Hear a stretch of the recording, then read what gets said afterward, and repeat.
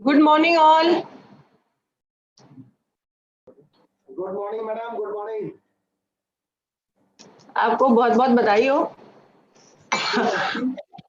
आप सभी को, हम सभी को। Good morning, madam. Good morning, Dr. Bharat Bhushan. Good morning, sir. Good morning. अच्छा मेरी 2-3 दिन से बहुत बिजी हुआ है। हाँ बहुत काम कर रहे हो, 2-3 दिन से काफी बिजी हो, देख रहा हूँ मैं आप और हेमलता जी।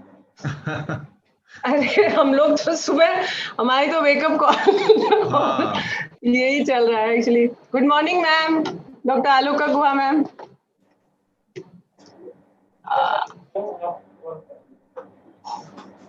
Good morning, everybody. Good morning. Good morning, madam. Good morning. Good morning. Nice to see you, and we welcome you. Thank you. Thank you.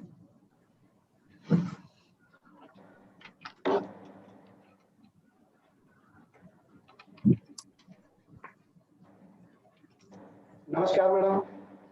Namaste. Ma'am, we'll start at 11:30. So you can be at ease that we all are in. नमस्कार madam. Namaste. Namaste, doctor. Hello. It's so nice to see you again in a short span of time. Namaste, doctor. एक minute धरो। हाँ।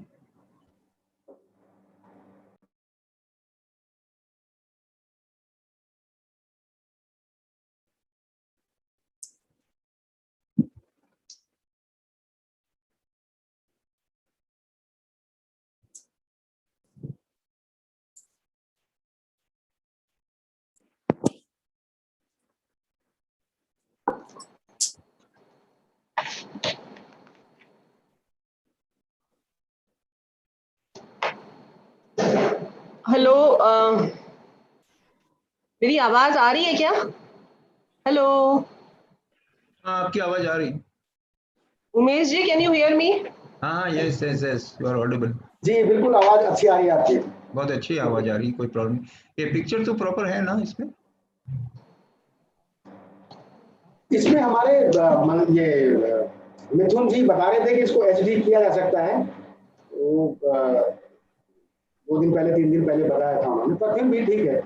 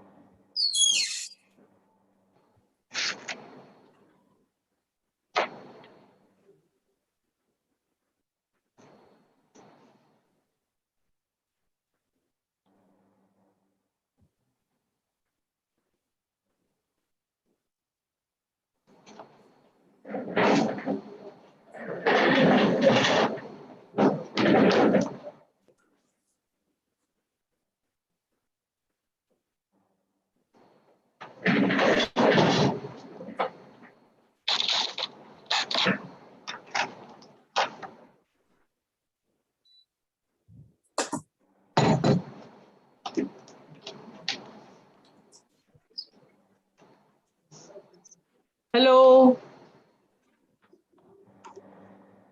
हाँ जी, hello.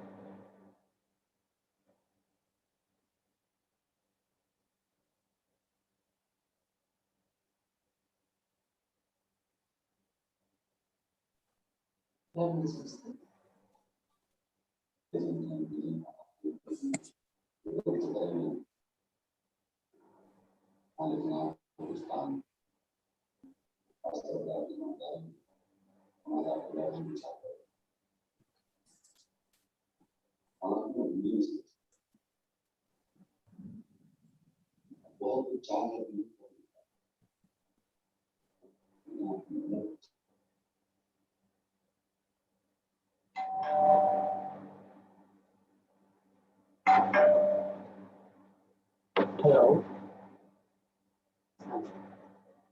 Good morning. No? Okay.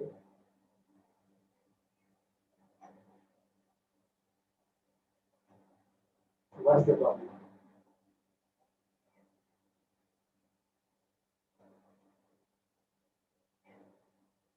No, but you can submit your assignment online also. There must be some links at your study center. You can submit them online and talk to your regional center. It is controlled by a regional center. Kalimpong regional center, where is your regional center? Yes. No, no, what is the regional center? Kalimpong means West Bengal. Right? West Bengal means regional center Kolkata. You speak to your regional center Kolkata. If you still find some difficulty, I'm in a meeting. What is your good name? Adita, okay. You send me a message or WhatsApp on this and what problem you are facing. I will ask somebody from the regional center Kolkata. He will talk to you. Okay. अभी मैं एक meeting में हूँ अभी बात नहीं कर पाऊंगा आपसे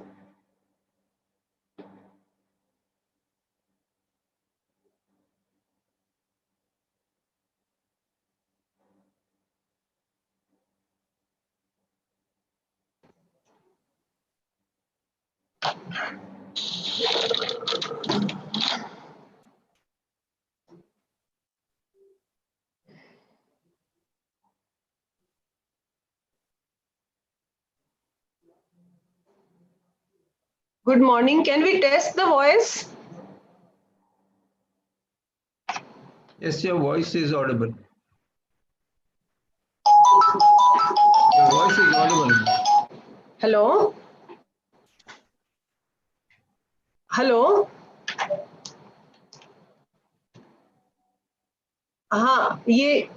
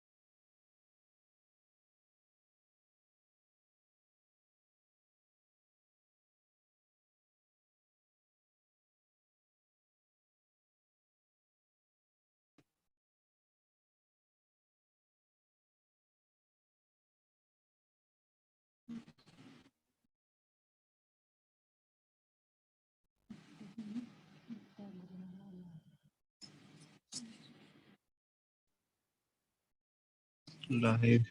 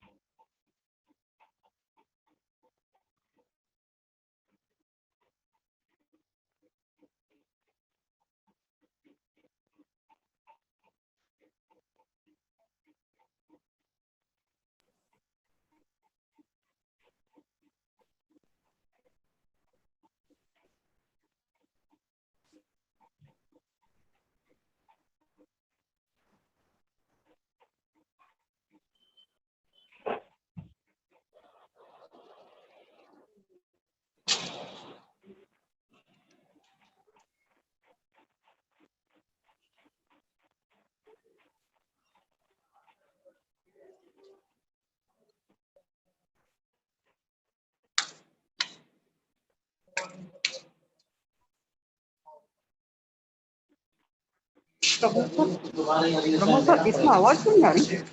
अगले से हम जाके देना पड़ेगा।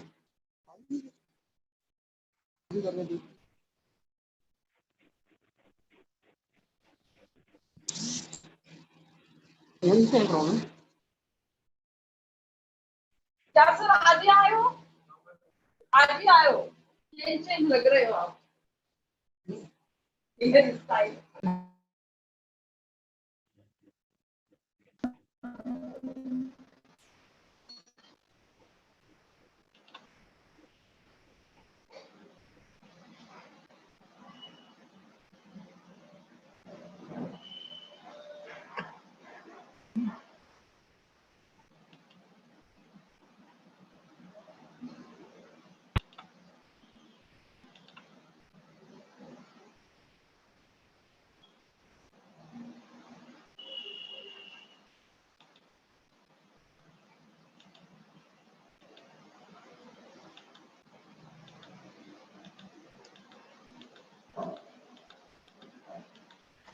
आप सभी से आग्रह है कि ये अपना माइक म्यूट कर लें प्लीज।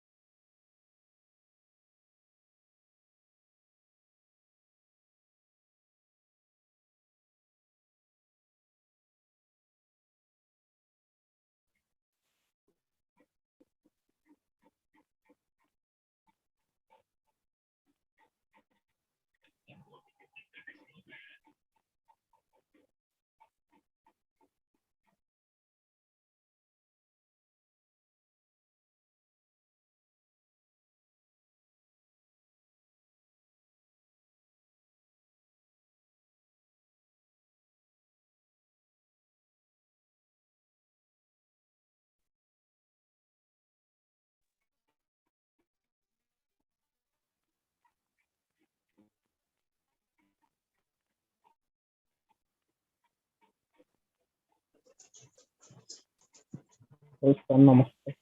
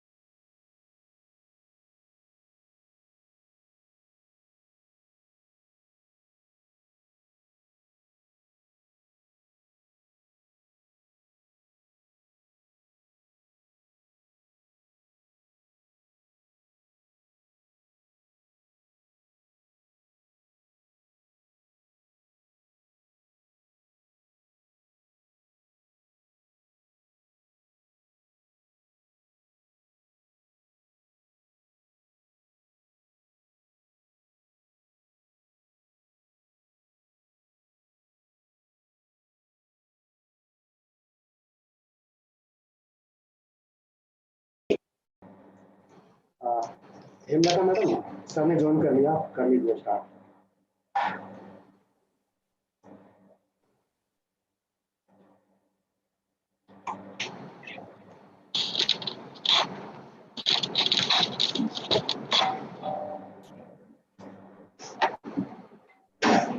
हेलो, हाँ हाँ हाँ हाँ हाँ, जुड़ गए, थैंक यू थैंक यू।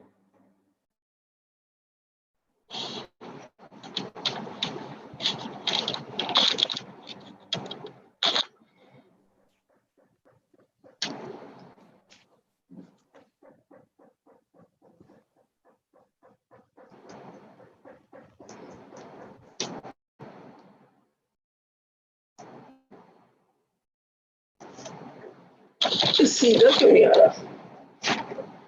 तेरा मुंह टेढ़ा टेढ़ा आ रहा है। ऐसे कर, हेमलता जी स्टार्ट कर लिया मेरे ख्याल से, सर आ गए। ऐसे होता है कैमरा। और वहाँ से आधा समय मेरे को देख लीजिए, तो फिर वो ठीक नहीं आ रहा, थोड़ा सा इसमें प्रॉब्लम है।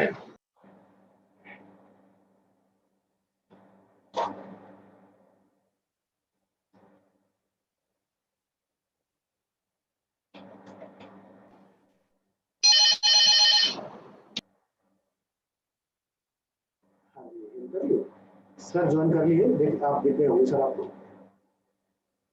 नहीं सर हैं, मैंने देख लिया। हाँ, आप नमस्ते कर दीजिए, स्टार्ट कर दीजिए।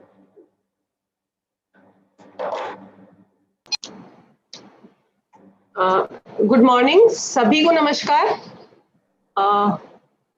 बीसी सर ने हमें ज्वाइन कर लिया है। सर नमस्कार। डॉक्टर आलोका गुहा हमारी जो आज की चीफ गेस्ट है इस प्रोग्राम की, मैडम ने भी ज्वाइन किया हुआ है। मैडम नमस्कार आपको। Good morning to all the participants. मुझे आवाज नहीं आ रही है। आपकी आवाज आ रही है मैडम? उमेश जी, आप मुझे सुन पा रहे हैं? जी हाँ, मैं आपको सुन पा रहा हूँ। आपकी मैडम आवाज आ रही है, आप मेरा सब सुन पा रहे हैं। आप स्टार्ट कीजिए। जी, very good morning. Doctor Bharat Bhushan. Madam आपकी आवाज आ रही है, बिल्कुल सब सुन पा रहे हैं। पांडे जी ने बताया अभी, आ रही है आवाज। जी, very good morning. Indira Gandhi Rashtriya Mukt Vishwavidyalaya द्वारा आयोजित वेबिनार, जो कि rights of persons with disability and other under privileged people विषय पर आयोजित की जा रही है। विश्वविद्यालय के national centre for disability studies, equal opportunity cell तथा इग्नू क्षेत्र के भोपाल का एक सामूहिक प्रयास है। यह वेबिनार ऐसी कई अन्य वेबिनार्स जो कि फिजिकल डिसेबिलिटी से जुड़े हुए विषयों पर आयोजित की जाएंगी भविष्य में, उनकी शुरुआत है। कार्यक्रम की विस्तृत रूपरेखा अभी म्यूट तो मैंने अभी किया है। गणमान्य व्यक्तियों, आपकी आवाज मुझे नहीं आ रही है एक्चुअली। मुझे आवाज नहीं आ रही, मुझे किसी की आवाज नहीं आ रही है।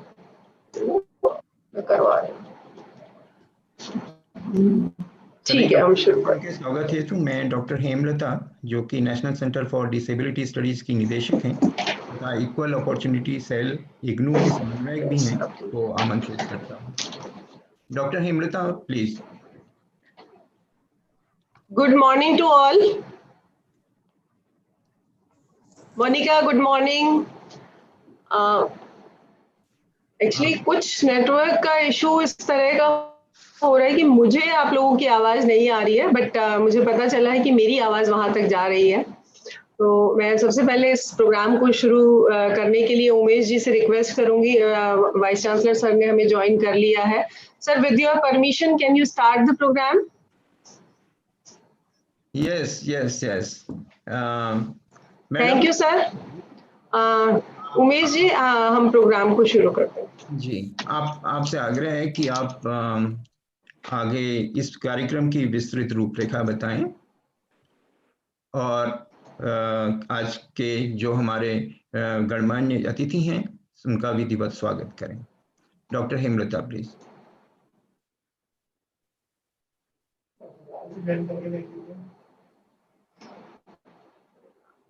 समझ में नहीं आ रहा।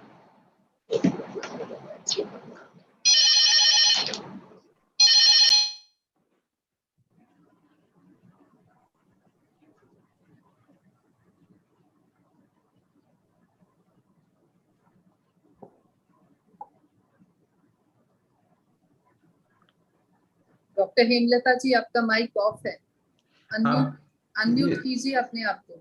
संभव है कि आपने अपना वॉल्यूम अपना इसका कम रखा हो, जिससे आपको आवाज नहीं आ रही हो। हमारी आपकी आवाज बहुत क्लियर है।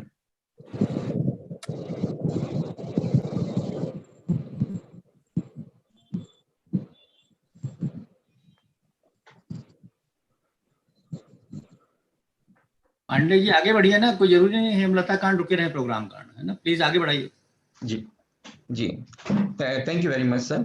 और आज के इस कार्यक्रम में हमारे मुख्य अतिथि डॉक्टर आलोका गुहा मैडम का मैं स्वागत करता हूं। और इसके अलावा हमारे कुलपति, जो कि आज के इस सीरीज और प्रोग्राम को इनॉग्रेट करने जा रहे हैं, आपका विशेष रूप से धन्यवाद करता हूं कि आपने हमारे इस कार्यक्रम के लिए समय निकाला। और यहाँ उपस्थित सभी पार्टिसिपेंट्स जो कि देश के अलग अलग स्थानों से हैं, और जो कि आज के इस कार्यक्रम में हमसे जुड़े हैं। यह कार्यक्रम की रूपरेखा मैं कुछ बताना चाहूँगा, इससे पहले कि डॉक्टर हेमलता अपना कनेक्टिविटी प्रॉपर हो जाए। मुख्य रूप से डिसेबिलिटी से जुड़े हुए जो मुद्दे हैं वो हमारे विश्वविद्यालय के पूरी की पूरी जो अप्रोच है उसके केंद्र बिंदु पर है। हमेशा विश्वविद्यालय ने कोशिश की है कि समाज के उन वर्गों तक, उन पिछड़े हुए वर्गों तक, खास तौर पे उन व्यक्तियों तक जो कि फिजिकली चैलेंज्ड हैं, उन तक जाने के लिए विशेष प्रयास किए जाएं।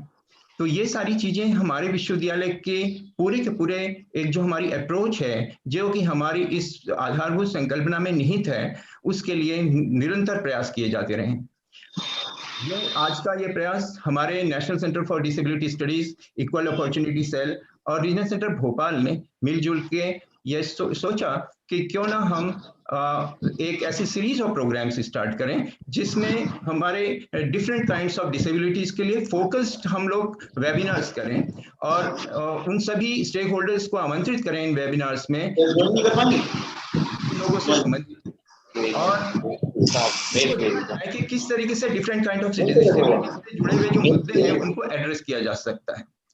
तो इस संदर्भ में ये सीरीज काफी महत्वपूर्ण है। हमारा आज का ये जो कार्यक्रम है, जो पहली वेबिनार है, ये rights of persons with disability पर एक जनरल pavansupri@gmail.com भविष्य में हम लोग periodically different kinds of disabilities पर फोकस प्रोग्राम करेंगे और जिसमें जो स्ट्रेटेजीज वर्कआउट करने के लिए इन वेबिनार्स की जो प्रोसीडिंग्स हैं उनको यूज किया जाएगा।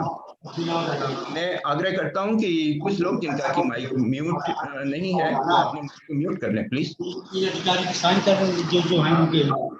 अब आगे की कार्रवाई के लिए मैं आमंत्रित करूंगा डॉक्टर भारत भूषण साहब को, इक्वल अपॉर्चुनिटी सेल के चेयरपर्सन हैं तथा स्टूडेंट सर्विसेज सेंटर के डायरेक्टर भी हैं, और डॉक्टर भारत भूषण साहब हमारे विश्वविद्यालय के बोर्ड ऑफ मैनेजमेंट के सदस्य भी हैं। लेकिन वो सुनता नहीं इस चीज को। डॉक्टर भारत भूषण साहब से मैं नहीं, मुझे कहते कि नैक वाले का नाम लिख दो और क्या है, यदि IQAC नहीं थी गतिविधियों के बारे में कुछ प्रकाश डालें और आज के इस कार्यक्रम आपकी आवाज क्लियर नहीं आ रही है, बिकॉज दूसरों के माइक ऑन है तो आवाज क्लियर नहीं आ पा रही है।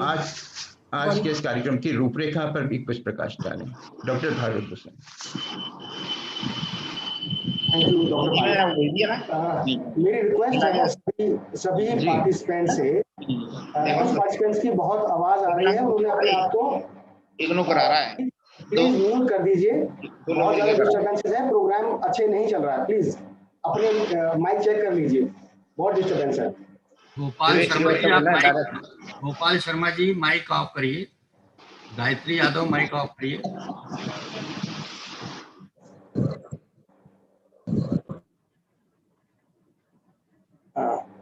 जी, I would like to say very good morning to all of you.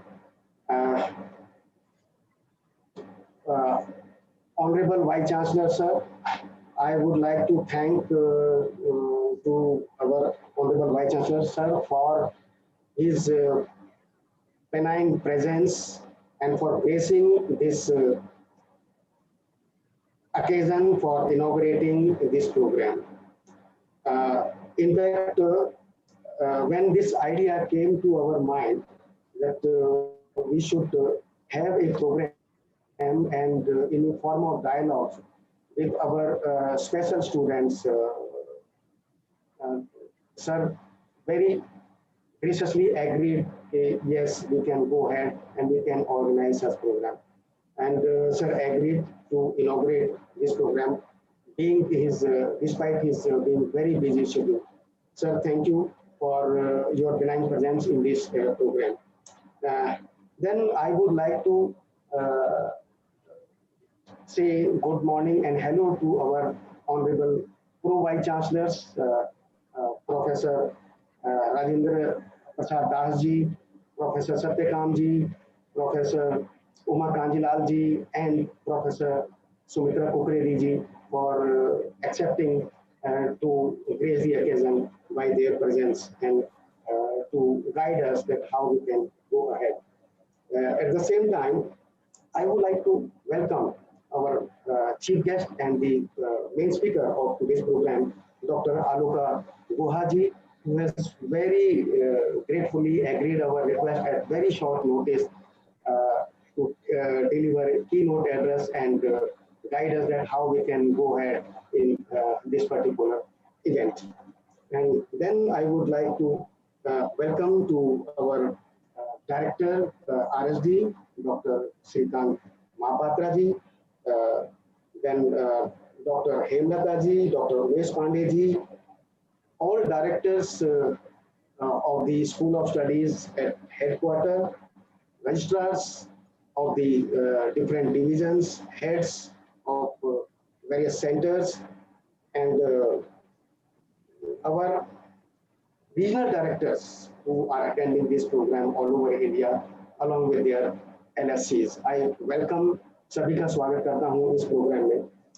In fact equal opportunity cell के अगर बारे में बात करूँ तो इक्वल अपॉर्चुनिटी सेल एक मैंडेटरी रिक्वायरमेंट थी to meet the requirements and their needs of the special students of our university. We all know that our university is one of the biggest university, not only in India, but in the world.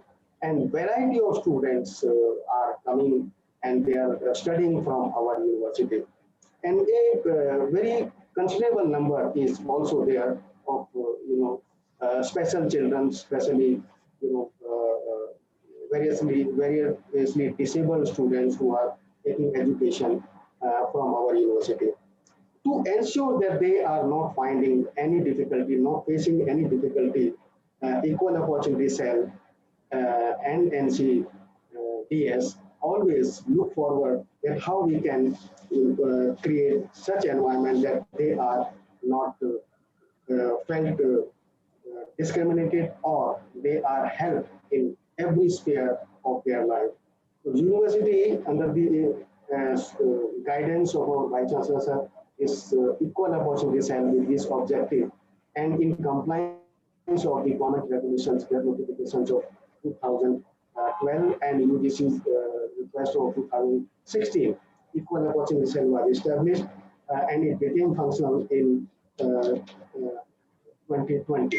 Before that, it was functioning under the aegis of Anti-Discrimination Office, and but as per the requirement, this center was established in almost 2 years back.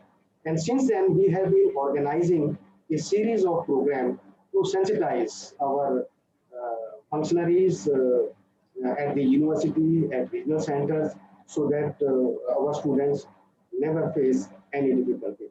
In addition to this, the Equal Opportunity Cells mandate is also there to help our learners who are from deprived groups like SC, ST, women's, and physically handicapped. We try to help them also with the and make them aware that what type of facilities are available in the university.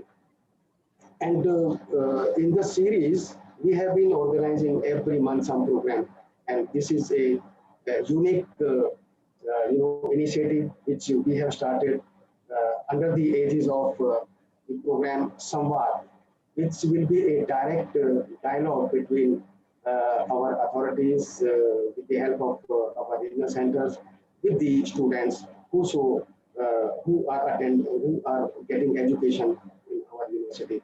For this, I would like to thank my honorable Vice Chancellor for giving us this opportunity. Yes, this good program, and we can go ahead. So in this program, this is the first one, and our chief guest, Dr. Aloka Guhaji, is very senior person, and he has been working in this area since last 40 years. As her credentials, her brief was described by Dr. Pandey. So we will be in the inaugural session, we will be talking about this program, and then we will be having technical session. There will be a presentation on the theme. So with this word, I would give charge to Dr. Pandey and with the thanks that for attending all these dignitaries this program. Thank you. Thank you doctor Bharat Bhushan equal opportunity cell की गतिविधियों को highlight करने के लिए, उन पर प्रकाश डालने के लिए और हमारे आज के सम्मानीय सदस्य जो गेस्ट हैं उन सभी का स्वागत करने के लिए अब मैं आमंत्रित करना चाहता हूं डॉक्टर श्रीकांत महापात्रा, जो कि विश्वविद्यालय के क्षेत्रीय सेवा प्रभाग के निदेशक हैं तथा साथ ही इलेक्ट्रॉनिक मीडिया प्रोडक्शन सेंटर के कार्यकारी निदेशक भी हैं। अपने 3 दशकों से ज़्यादा समय के करियर में डॉक्टर महापात्रा ने कई महत्वपूर्ण पदों पर कार्य किया है, जिनमें से मुख्य हैं इग्नू के स्टूडेंट इवैल्यूएशन डिवीजन धन्यवाद के निदेशक पदों पर। सभी को अपना नमस्कार। जी सर, जी सर, आपसे आग्रह है कि रीजनल सर्विसेज। धन्यवाद डॉक्टर जी, राइट। धन्यवाद डॉक्टर उमेश पांडे जी, माननीय कुलपति महोदय, इंदिरा गांधी राष्ट्रीय मुक्त विश्वविद्यालय, माननीय उप कुलपति गण, सभी उप कुलपति यहाँ पर उपस्थित हैं,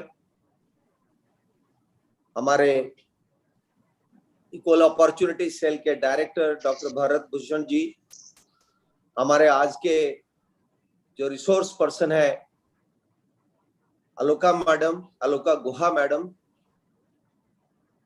हमारे director national centre for disability studies doctor Hemlata madam, directors of the schools, regional directors from different regional centres, faculty members, directors of different divisions and centers, and all distinguished participants.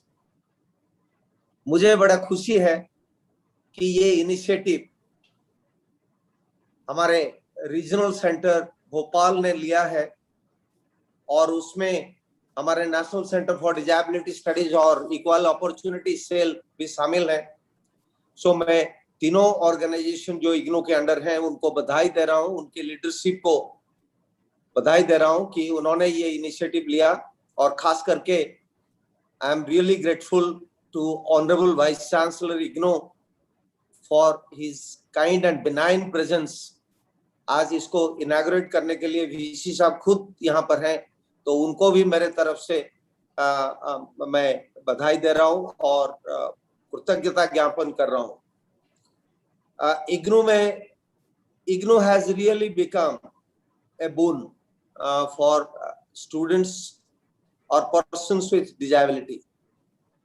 हमने कई रीजनल सेंटर में काम किया है और headquarter में भी IGNU में काम किया है और पूरे लगभग 30 साल के जो एक्सपीरियंस है उसमें हमने ये देखा है कि कई डिसेबल स्टूडेंट्स जो आते हैं IGNU में और उनको यहाँ पर बड़ा तसल्ली मिलता है, because they feel that for them IGNU is an ideal place for higher education.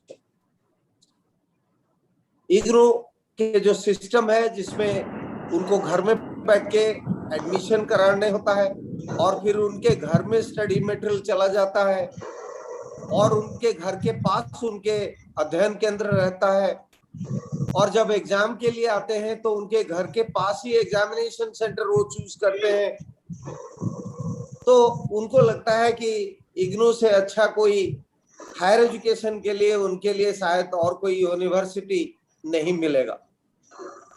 But at the same time हम लोग ये भी देखते हैं कि जो सुविधा यूनिवर्सिटी उनको देना चाहिए शायद इतना सारा फैसिलिटीज तो हम उनको नहीं दे पा रहे।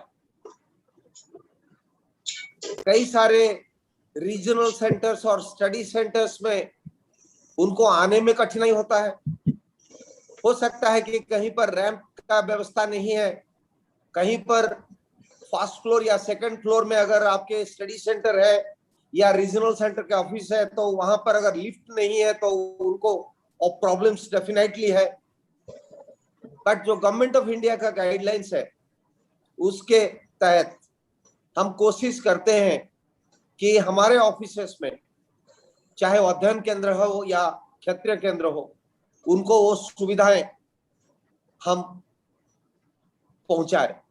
और खास करके इग्नू में एक स्कीम है जिसमें बहुत सारे पर्सन्स विद डिसेबिलिटीज को फायदा मिला है, वो है स्पेशल स्टडी सेंटर हमने बनाया था। बहुत पहले से ये इग्नू ने प्रयास किया है, लगभग 20 साल से पहले, और आज तक भी वो स्कीम हमारा चल रहा है, जिसमें हम special study centre for persons with disability उनके लिए बना रहे हैं। और वहां पर उनको हम कोशिश करते हैं कि जो फैसिलिटीज उनको मिलना चाहिए as per government of India guidelines, वो फैसिलिटीज उनको मिले। मेरा खुद का एक्सपीरियंस है as a regional director in different regional centres. हम उनको डायरेक्टली फेस करते थे, उनके साथ बात करते थे, और उनके जो प्रॉब्लम्स है उनको कैसे स्टडी सेंटर को कॉन्फिडेंस में लेके हम उनका समाधान करें, वो भी कोशिश कर रहे थे। और जब यूनिवर्सिटी हेडक्वार्टर में एडमिशन और एग्जामिनेशन दोनों हम संभालते थे, तभी हमने कई सारे इस तरह के जो हमारे विद्यार्थी हैं उनको मदद करने का या उनके जो प्रॉब्लम्स है उनको रिजॉल्व करने का एक मौका यूनिवर्सिटी के प्लेटफॉर्म के माध्यम से हमें मिला। तो वो सब मेरा कहने का मतलब ये है कि 2-3 चीजें हमें ध्यान में रखना है। Because we are a government organization, we are a national university, we are a central university, we are coming under the Ministry of Education, Government of India. सरकार का जो भी नियम है उसको अवेयर होना हमारा responsibility है. It is our duty and responsibility to be aware of all the provisions that Government of India has made for persons with disability. उनके लिए जो भी फैसिलिटीज है वो फैसिलिटीज भी पहुंचाना हमारा रिस्पॉन्सिबिलिटी है. How do we facilitate their studies in the teaching learning process, वो भी हमारा रिस्पॉन्सिबिलिटी है. पर्टिकुलरली जब एग्जामिनेशन वगैरह देने आते हैं या काउंसलिंग सेशन अटेंड करने आते हैं या अपने असाइनमेंट को सबमिट करने के लिए अपने अध्ययन केंद्र में आते हैं या जनरल गाइडलाइंस सपोर्ट लेने के लिए हमारे रीजनल सेंटर में आते हैं, तो हमें ये देखना चाहिए कि उनके लिए हमने किस तरह का सुविधा कराया है. हमारे जितने स्टाफ हमारे साथ काम करते हैं, चाहे वो रेगुलर स्टाफ हो, चाहे वो हमारे कॉन्ट्रैक्चुअल या डेली वेज स्टाफ हो, क्या वो लोग सब कॉन्शियस है, अवेयर है? ये हर रीजनल डायरेक्टर का रिस्पॉन्सिबिलिटी है, हर कोऑर्डिनेटर का रिस्पॉन्सिबिलिटी है ये सब देखने का. एग्जामिनेशन खास करके particularly in written examination government of India का क्लियर कट गाइडलाइंस है कि उनको आप स्क्राइब प्रोवाइड करेंगे, काउंसलिंग के लिए उनको रीडर प्रोवाइड करेंगे, अगर वो प्रैक्टिकल बेस्ड कोर्सेस लिए हैं तो उनको लैब सपोर्ट का प्रबंध करेंगे.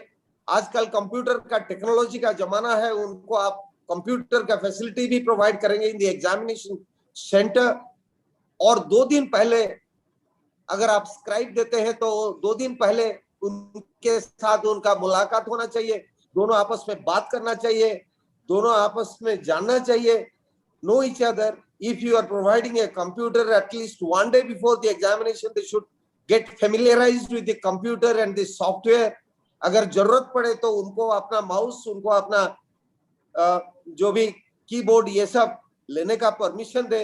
जहां पर कंप्यूटर ये का कैलकुलेटर का प्रोविजन है, उनको आप कैलकुलेटर प्रोवाइड करें या उनको कैलकुलेटर यूज करने का परमिशन दे.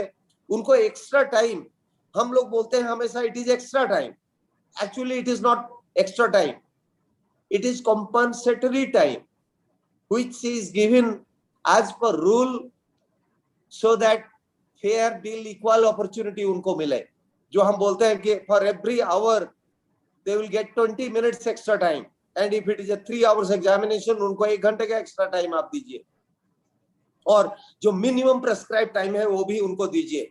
उनको as far as possible you should ensure that their examination is conducted in a ground floor. मैं तो इतना है मेरा एक्सपीरियंस है कि हमने कहीं एग्जामिनेशन सेंटर में उनके लिए बेड का भी अरेंजमेंट किया है because the person concerned cannot sit to appear the examination. So we have to prepare a bed, we have to arrange a bed for the person.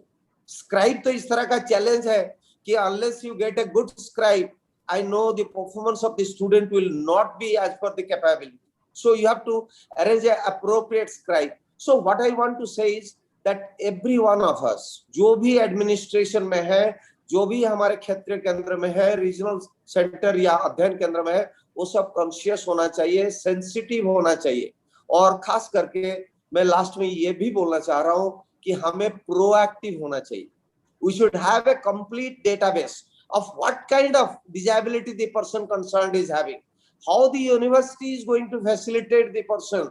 ये भी हमारे ध्यान रखना चाहिए और हम लोग सेंसिटिव होना चाहिए, और वो हमारे पास आके पहुंचे उससे पहले हमें उनके पास पहुंचना चाहिए. And from the university side we should tell them how we are going to help them and what do they expect from us. I think इसका एक हमारा स्टैंडर्ड ऑपरेटिंग प्रोसीजर होना चाहिए, and her regional centre and study centre के लिए ये consciousness, ये awareness, ये प्रोएक्टिव अप्रोच एक मैंडेटरी प्रोविजन होना चाहिए, जो कि हम शायद हमारे national centre of disability studies और इक्वल अपॉर्चुनिटी सेल के साथ मिलकर हर क्षेत्रीय केंद्र, हर रीजनल सेंटर के लिए ये शायद अगले कुछ दिनों में हम बनाने का कोशिश करेंगे. धन्यवाद for inviting me to this galaxy of experts who are present here, and I wish the seminar all the success. Thank you very much. Thank you very much, Dr. Shrikant Mahapatra sir. हमारे इग्नू के जो कंसर्न्स हैं, विशेष रूप से evaluation के संदर्भ में आपने जो हाईलाइट किए, आपका बहुत बहुत धन्यवाद. Now I welcome professor Aloka Guha, who is the chief guest for this inaugural function, and she is going to deliver a lecture on the theme of this webinar. Let me first say a few words about our chief guest, and after that I will invite her for the presentation. Professor Aloka Guha is a well-known personality in the field of disability studies, and she has over 40 years of NGO work in mental retardation, that is intellectual disabilities and cerebral palsy, and held several important responsibilities at national and international level. Some of the important responsibilities performed by her are: she has been the founder chairperson of National Trust for the Welfare of Persons with Autism, Cerebral Palsy, Mental Retardation, and Multiple Disabilities. She was the first full-time chairperson of the National Trust India. Then she has been the controller of examination of Rehabilitation Council of India. She has also been the technical officer, Mental Health and Substance Abuse Unit, World Health Organization, Southeast Asia Regional Office, New Delhi. She also initiated SEAORO and WHO's regional work on autism. Professor Aloka Guha has an accomplished career in the field of disability at the international level also. She has successfully completed various projects funded by UNICEF, ILO, and she has been a part of Government of India, UNDP projects on inclusive education. She has represented Government of India in the drafting and negotiations of the BIWACO Millennium Framework, second UNESCAP Decade of Disabled in Bangkok and in Japan. She has also represented Government of India in the elaboration of UN Convention on Disability several times at UN headquarters in New York. She has prepared the India draft submitted to United Nations in 2003, and she also participated in the preparation of harmonized draft UNCRPD in New York. Thank you. Yes. Ma'am, you have a very accomplished career, and there is a long list of accomplishments which you have, but I can't cover all of them here. But now I invite you for making a presentation, please. Thank you. Can you see my screen? Yeah. Okay. So I want to express my very heartfelt gratitude to IGNOU, particularly to the Vice Chancellor, Professor Nageshwar Rao, the Pro-Vice Chancellor, Professor Sumitra Kukreti, the Director of RST in IGNOU, Srikant Mohapatra, who spoke so eloquently just now. I was very touched. Chairperson of EOC, Dr. Bharat Bhushan, and Dr. Hemlata, Director, NCDS, also Dr. Umesh Pandey, and also to Monica Punjabi. I think she's interpreting for all of us. So let me start with a quote from the NEP, which says, education is a great leveler and is the best tool for achieving economic and social mobility, inclusion, and equality. And I think that is the goal of your Equal Opportunity Cell as well as of your NCDS. And that is also the goal of this presentation. I want to first start by saying that the word normal is being used very frequently now, which refers to children who don't have disabilities. And that's not an acceptable term. If we can use the word typical or non-disabled, because the minute you use the word normal, you are immediately implying that the opposite is abnormal or subnormal. So there's no definition of normal, whether who's normal, nobody has defined that. So if we could use just general and disabled children or children with special needs or persons with disabilities, is the UN terminology person with disability, in respecting the fact that the personhood of everyone is respected first, and then comes the disability. So person with disability is the most accepted terminology from the UN that we would like to promote. And I also want to show you this picture of the mother of two kids who says, both of my children are normal. One is autistic, the other is not autistic. So mothers really don't like it when you keep referring to someone else as being a normal child. Everybody is normal. The second point I want to make in this slide is that persons with disabilities are rights holders, and governments and government institutions are duty bearers. जैसे अभी doctor Mahapatra ने बहुत अच्छी तरह से कहा कि ये सरकारी institutions का duty है. They are duty bearers, and persons with disabilities are rights holders. Now, why do we need inclusion and why do we need education of persons with disabilities? Because it is the best and the only means of realizing other rights. So जब तक ना एक इंसान educated हो, वो अपना खुद का जो बाकी अधिकार है, मानव अधिकार है, and legal capacity, that understanding will not come unless that person has received an appropriate education. And particularly for persons with intellectual disabilities and developmental disabilities, it is very important to realize the fundamental right to education. And secondly, for the government, it reduces the need for having vertical and specific schemes for them. Because once they become educated, they become more independent, and then you don't need to have supportive maintenance and supportive schemes for the rest of their lives. And also because it respects dignity, autonomy, and it builds self-confidence. So I'm going to talk largely about the rights. I think Dr. Hemlata has a presentation later on the whole Persons with Disabilities Act. I'm going to talk largely about educational rights. So education, we have three very large acts, laws in India, which are disability specific. One is RCI Act. The second is the Rights of Persons with Disabilities Act 2016, and the National Trust Act.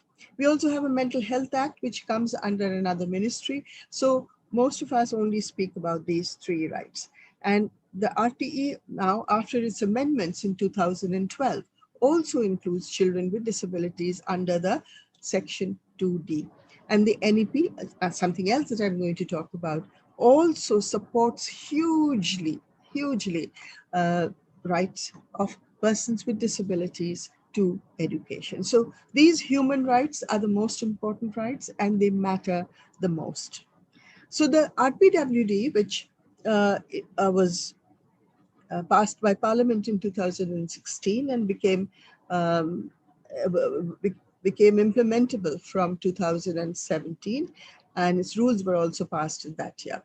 Some of the important rights to education I want to mention here. One is right to trained teachers, research to improve learning, education at par equally with others.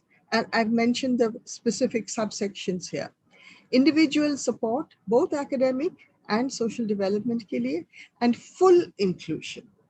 Also, they have a right to alternative and augmentative communication. Some of them have difficulty with speech, so they are entitled, it's a right to have augmentative communication, transport, scholarships. But to me, the most important right is the right to reasonable accommodation for persons with disabilities. And that's 16(3), subsection 3. Equally, an appropriate environment is another right. ये अधिकार है. So reasonable accommodation के लिए मैं थोड़ी सी time लूंगी इसके बाद. But what are the rights of persons with disabilities to higher education?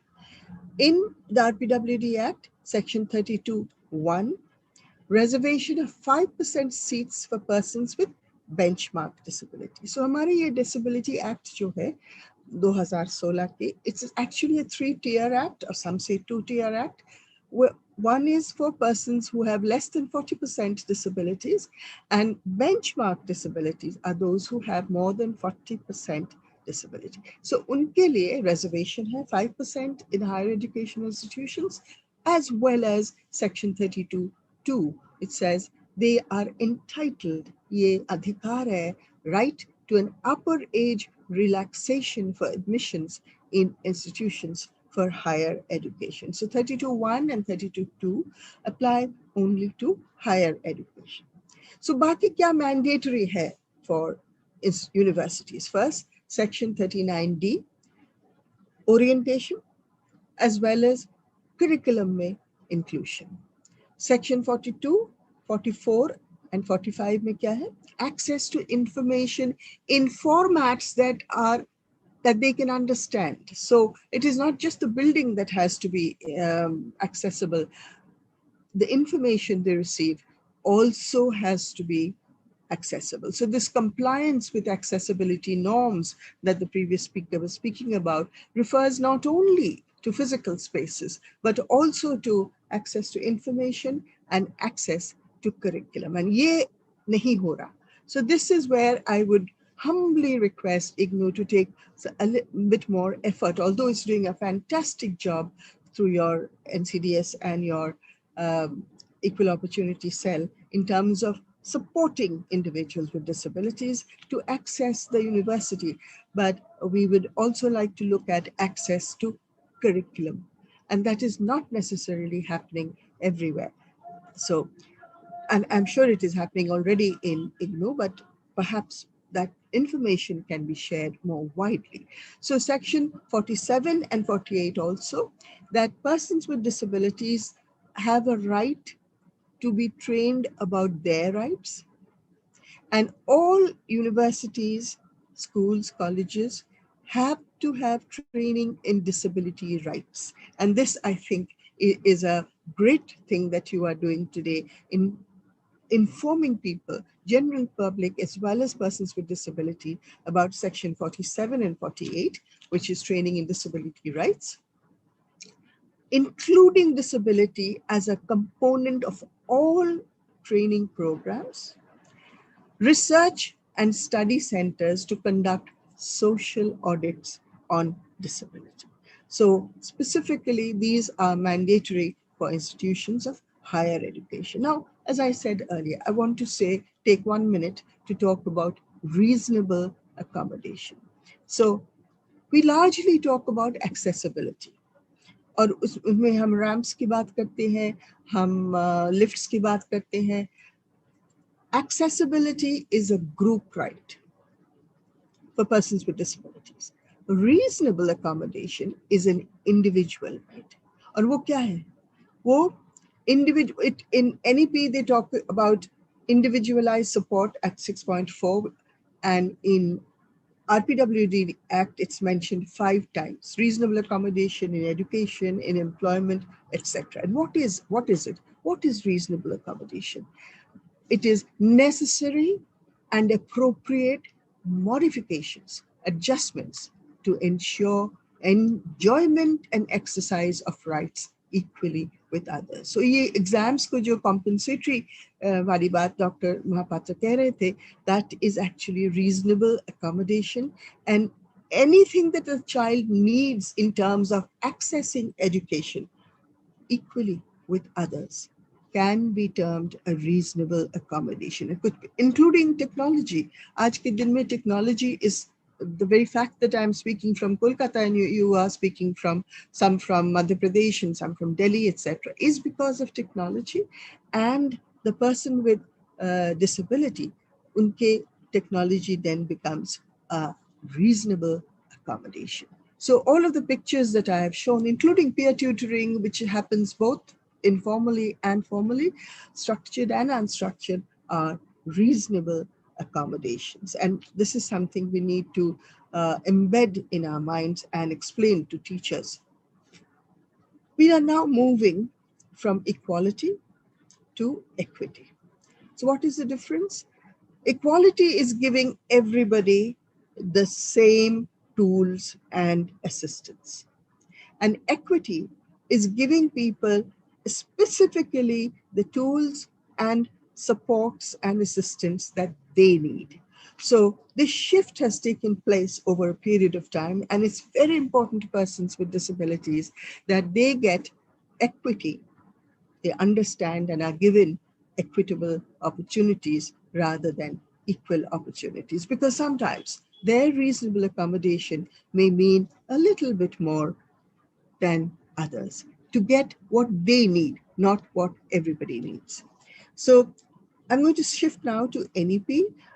In chapter 6 and 14 are both chapters on inclusive and equitable education. And SEDGs, the socially and economically disadvantaged groups, 4 of them, which include socioculturally disadvantaged, including SC, ST, minority, gender separately, and disabilities. So this initiatives must be in place to ensure that all students from such groups, despite inherent obstacles, are provided various targeted opportunities to enter and excel in the educational system. So SEDGs as a distinct identity, they have to be given targeted opportunities, not only to enter the system, but to excel in it.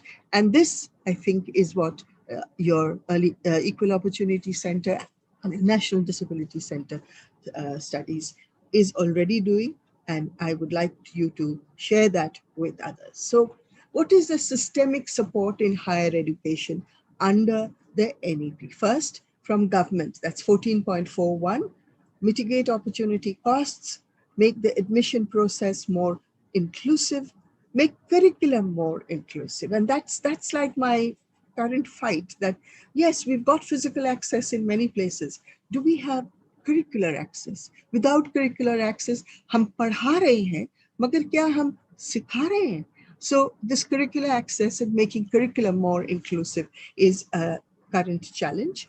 Ensure that wheelchairs, accessible, etc. are disabled friendly. Develop bridge courses for students that come from disadvantaged educational backgrounds, and provide socio-emotional and academic support and mentoring, which your department is already doing, and strictly ensure that no harassment policy. And from the HEIs, the higher education institutions, 14.42 in the NEP says, again, mitigate opportunity costs, make admissions more inclusive. No, sorry, I've provide scholarships. This is not the correct one, and I have copied this by mistake, so I apologize for that. But I know from HEIs, scholarships to be provided, and वो दोनों में है, government की तरफ से और higher education institutes के, and also to provide more counseling to students who not only struggle with physical and other social, cultural issues, but also support. For example, I bring up that concept of suicides in higher education institutions, and our disabled students have mental health issues sometimes because of the stigma and the difficulties that they face. And I know that IGNOU has not had any of those issues, but they are absolutely, it's absolutely necessary that you document that and you share that with a larger audience. I also want to take a minute to talk about the synergies in human rights between RPWD Act and the NEP. What are those? To provide inclusive education, and NEP talks about to provide inclusive, equitable education. So some of the terminology has been very, very supportive of inclusion and to prepare and promote an appropriate environment, जो RPWD में section 31 में है, जो NEP में caring and inclusive school culture, वो chapter 14 में भी inclusive culture की बात कर रही है, जो higher education में है, and access to pedagogically competent teachers. And I think this is something you may want to worry about and promote in the future, that teachers का pedagogical competence बढ़ाएं in terms of teaching students with different disabilities.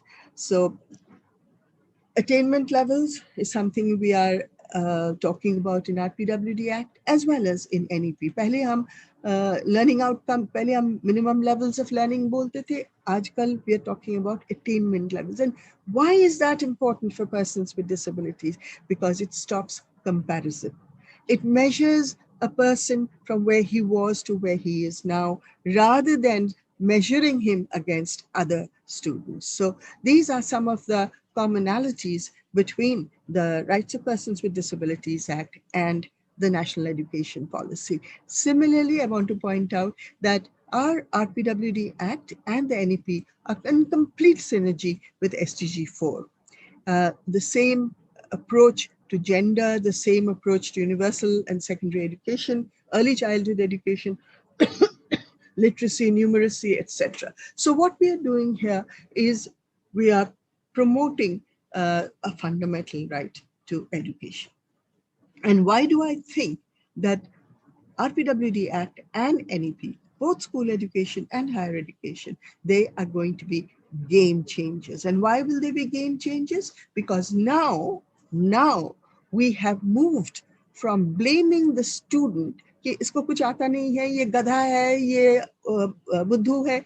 We have moved away from that deficit understanding of the person with disability to understanding disability as a social barrier. हाँ, कुछ लोग impaired है, they hear less, they see less, they understand less.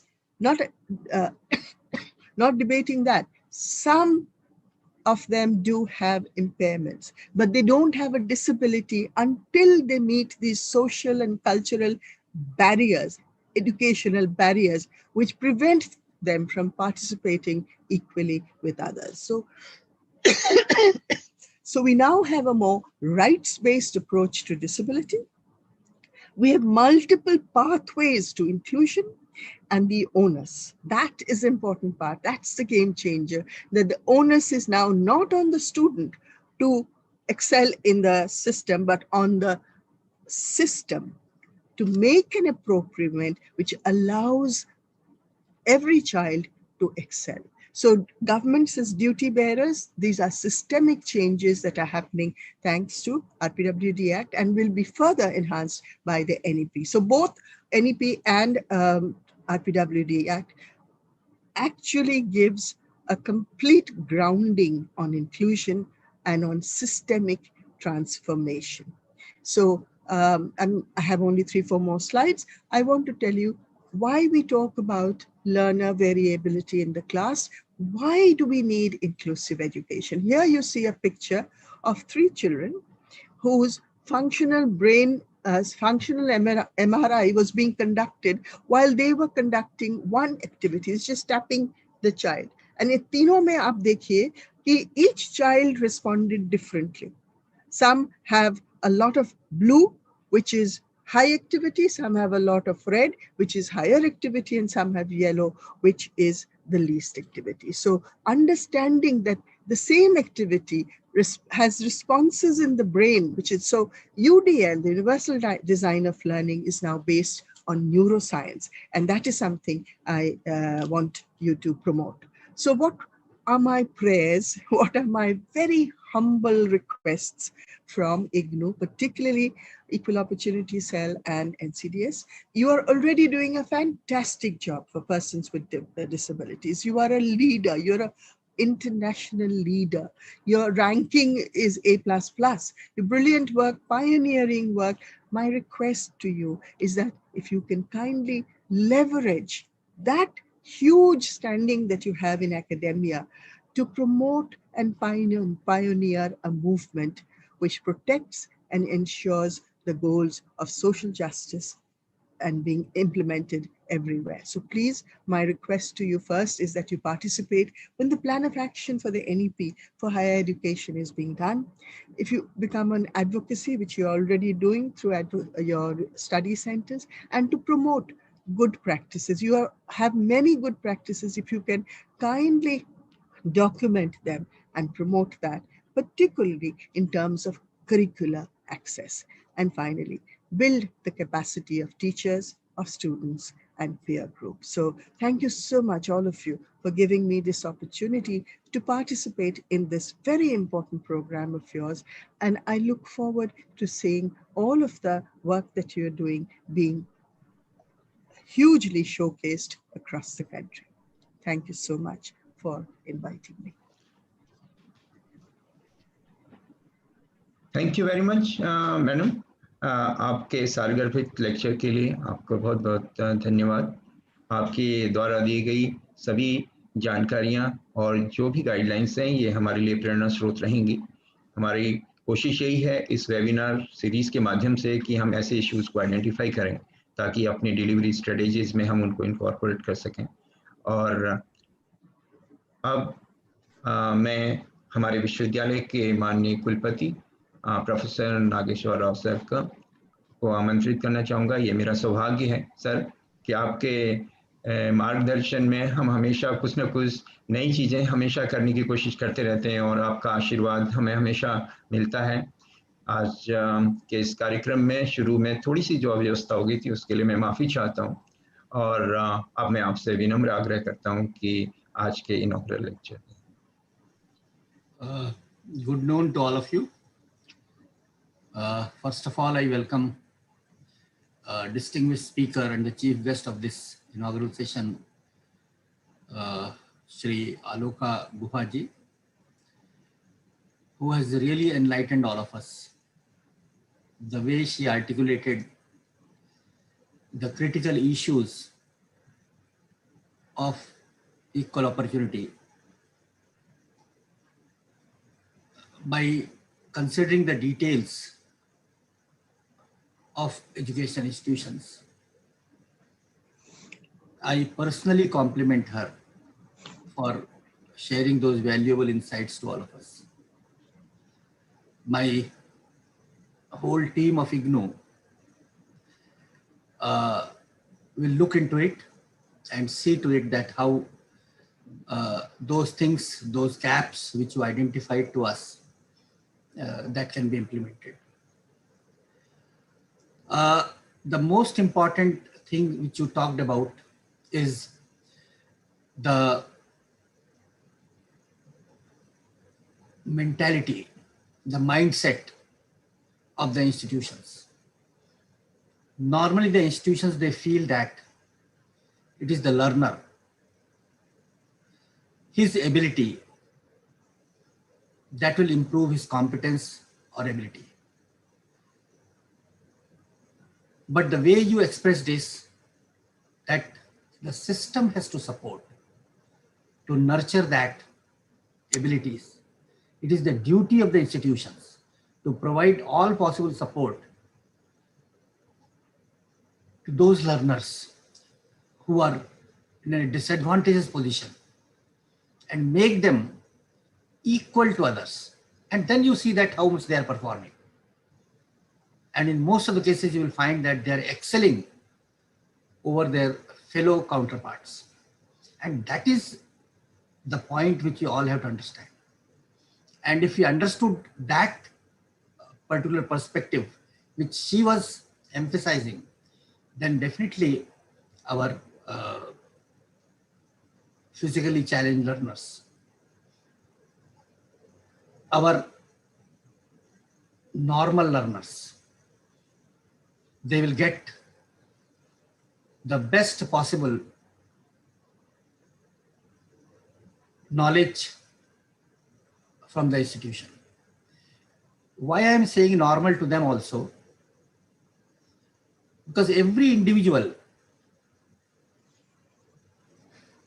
has got some sort of abnormality, even to the people to whom you say that they're normal. There are variations. And in most of the cases, we often speak about others when they were not present before us, that the person is not normal. So this word normal itself, the way she explained, that also conveys us that the extent of abnormality amongst each one of us is existing. And that is the thing which you have to carry on when we are dealing with the people to whom we are supposed to provide equal opportunities.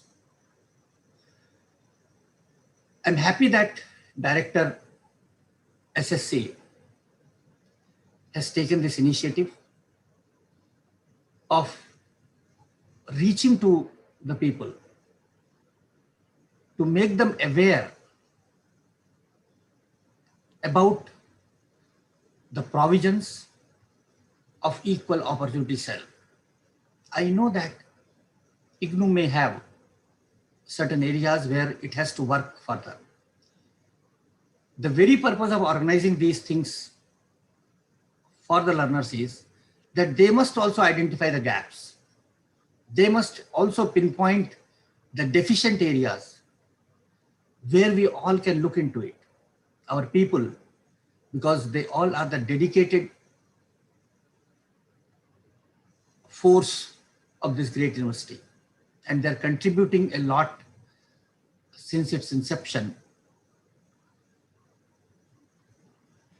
They want to know those things, and they want to do those things which are required to improve the capabilities, to enhance the capabilities, provide equal opportunities. The system has to provide equal opportunities. And that is the bullet point which she has conveyed to all of us. We are having a center, National Center for Disability Studies, established specifically for this purpose. It is doing a good work. But as Dr. Guha has rightly pointed out, that it needs to be known to others also. Awareness, because we are having the facilities. If those facilities are not known to our learners, to those learners who want those equal opportunities from us, then the very purpose of these facilities, it will be defeated. It may be kept in your own room.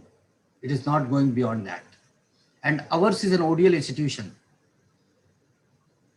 We have to reach to the home of the learners, because our entire pedagogy centers around the learners. We reach to the learners to take their admissions at their home. We provide study materials to the home of the learners.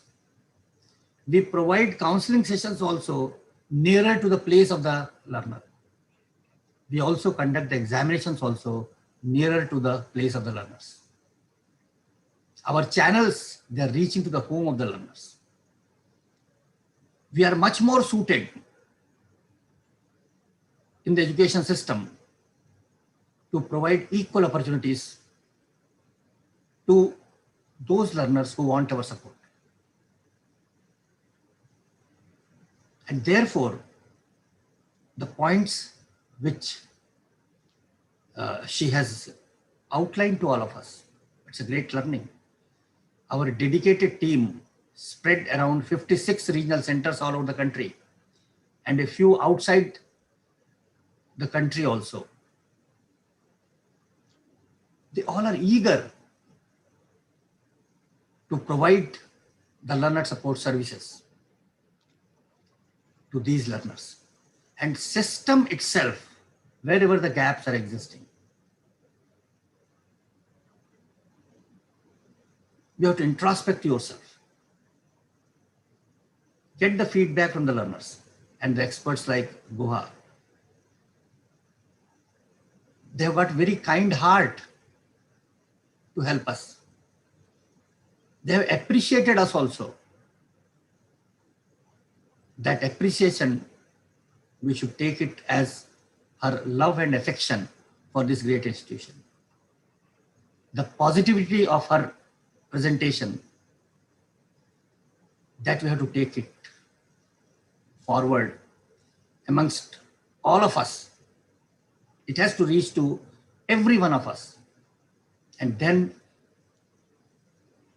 the very purpose of interacting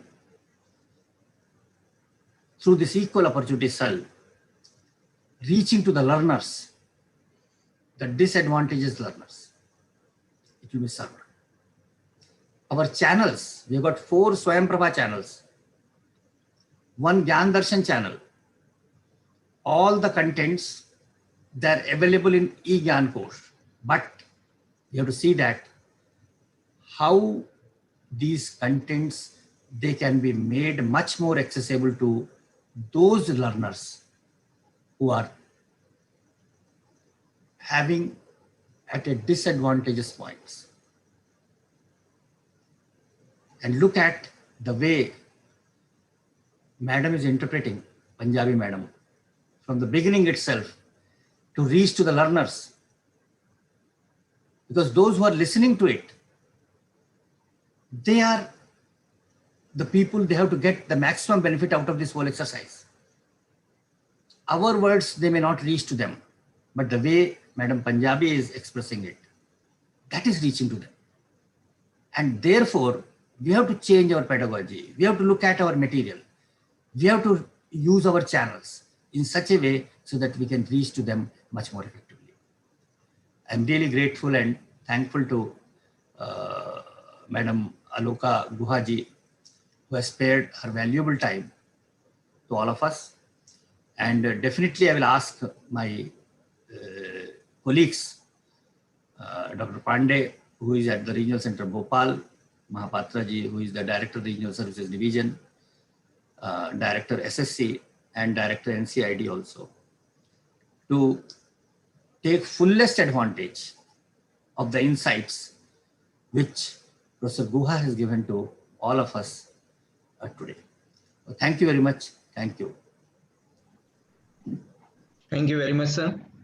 आपके आशीर्वचनों के लिए अब मैं doctor Hemlata, जो कि national centre for disability studies की निदेशक हैं और कन्वीनर हैं इक्वल अपॉर्चुनिटी सेल की भी, क्योंकि शुरुआत में टेक्निकल कारणों की वजह से उनका इनपुट नहीं लिया जा सका और उन्होंने आग्रह किया है कि वो इस समय वोट ऑफ थैंक्स के समय अपनी कुछ बात वो कहना चाहेंगी। तो आपके परमिशन से मैं अब डॉक्टर हेमलता मैडम को आमंत्रित करता हूं। डॉक्टर हेमलता, प्लीज आप अपना माइक अनम्यूट कर लें और वोट ऑफ थैंक्स प्रपोज करें और साथ में आप का जो इनपुट है जो शुरुआती दौर पर रह गया था वो भी आप please. Thank you doctor Pandey. सबसे पहले मैं नमस्कार करना चाहूँगी डॉक्टर आलोका गुहा मैम को कि उन्होंने बहुत शॉर्ट नोटिस पे मेरे इस आग्रह को स्वीकार किया। और मैडम, आपसे हमें हमेशा सीखने को मिलता है। मैं लास्ट अराउंड 25 इयर्स से आपके साथ जुड़ी रही हूँ और मैं देखती रही हूँ कि डिफरेंट कैपेसिटीज़ में आपने किस तरह से डिसेबिलिटी के फील्ड में एक एनरिचमेंट दिया है। Thank you for being with us. और आपने जो चीज़ें NEP के हिसाब से हमें सुझाई है उस पर हम जरूर काम करेंगे। मैं इसके साथ साथ अपने वाइस चांसलर सर को भी धन्यवाद देना चाहूँगी कि सर ने हमारा जो प्रपोजल था ये प्रोग्राम्स करने का, जो हमने हर रीजनल सेंटर लेवल पे ऑनलाइन माध्यम से करने की जो एक पहल की है, उसके लिए सर ने सहर्ष ही स्वीकार किया और हमें इसे करने के लिए अनुमति दी। Thank you sir.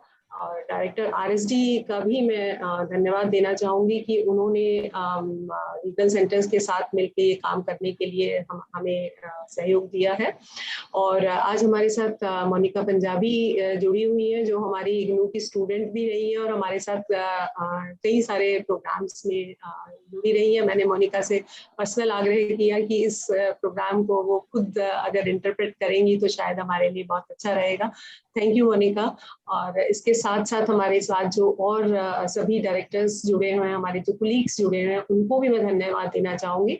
और last but not the least doctor Bharat Bhushan, जिन्होंने उनको इक्वल अपॉर्चुनिटी सेल का चेयरपर्सन होने के नाते मैंने जो भी प्रपोजल कभी उनको दिया कि हाँ सर हम लोग ऐसा कर लेते हैं, ये ट्रेनिंग प्रोग्राम हमें करना है लोगों के साथ में, तो he never said no, he was very enthusiastic कि हाँ हाँ कर लेते हैं, लीजिए कर लेते हैं, इस तरह से। और हम लोगों ने उनके सहर्ष स्वीकार करने की वजह से, और हम लोग इवन लॉकडाउन के टाइम में भी कई इस तरह के प्रोग्राम हमने किए हैं। इसी तरह का एक प्रोग्राम हमने RC दिल्ली 2 के साथ किया था, जिसमें डॉक्टर महापात्रा जी भी थे और हमारी madam PVC professor Sumitra Kukreti ji भी हमारे साथ थी। मैडम का भी हमें सहयोग रहा।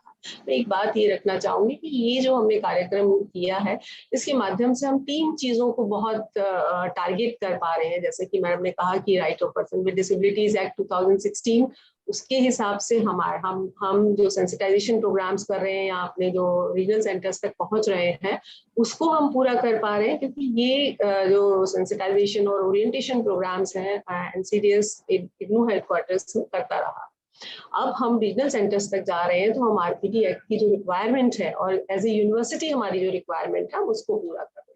इसके साथ साथ UGC का जो एक्ट है, जिसमें हम promotion of equity and higher education, जिसके तहत हमने इक्वल अपॉर्चुनिटी सेल की स्थापना की है, उसकी भी हम रिक्वायरमेंट को पूरा कर रहे हैं। क्योंकि इसमें हम persons with disabilities and other disadvantage group को भी ले रहे हैं, जो कि हमारी NEP में जिसकी बात की गई है, NEP में SCDGs की जो बात की गई है, तो उसमें ये दोनों ही ग्रुप आते हैं।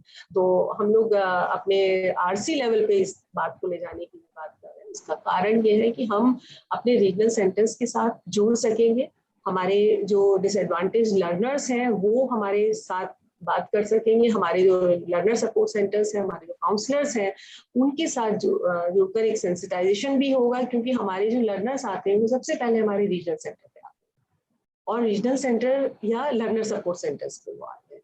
तो वहाँ के लोग जब हमारे इसके बारे में ज्यादा जागरूक होंगे, क्योंकि हम लोग नेशनल लेवल पे इस तरह के प्रोग्राम करते रहे हैं और हमारे बहुत सारे RDs हैं जो इन प्रोग्राम में हमारे साथ जुड़े रहे हैं और उनको इस विषय पे काफी जानकारी भी है। या जब हम लोग स्पेशल एजुकेशन के प्रोग्राम्स करते थे तो उस वक्त भी वो लोग जुड़े हुए हैं। लेकिन हमारा मानना यह है कि इन प्रोग्राम्स के थ्रू हम हर उस स्टाफ तक भी पहुंच सके जो कि हमारे रीजनल सेंटर में है, ताकि उनकी सेंसिटिविटी हो पर्सन्स विद डिसेबिलिटीज के लिए, एक सिंगल पॉइंट कांटेक्ट उनके लिए हो।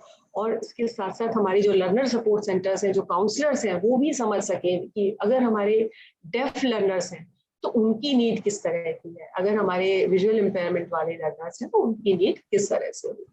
क्योंकि यहाँ मैं ये नहीं बताना चाहूंगी कि हमने क्या चीजें की है, क्योंकि महापात्रा सर ने काफी इस बारे में एलेबोरेटली बताया है।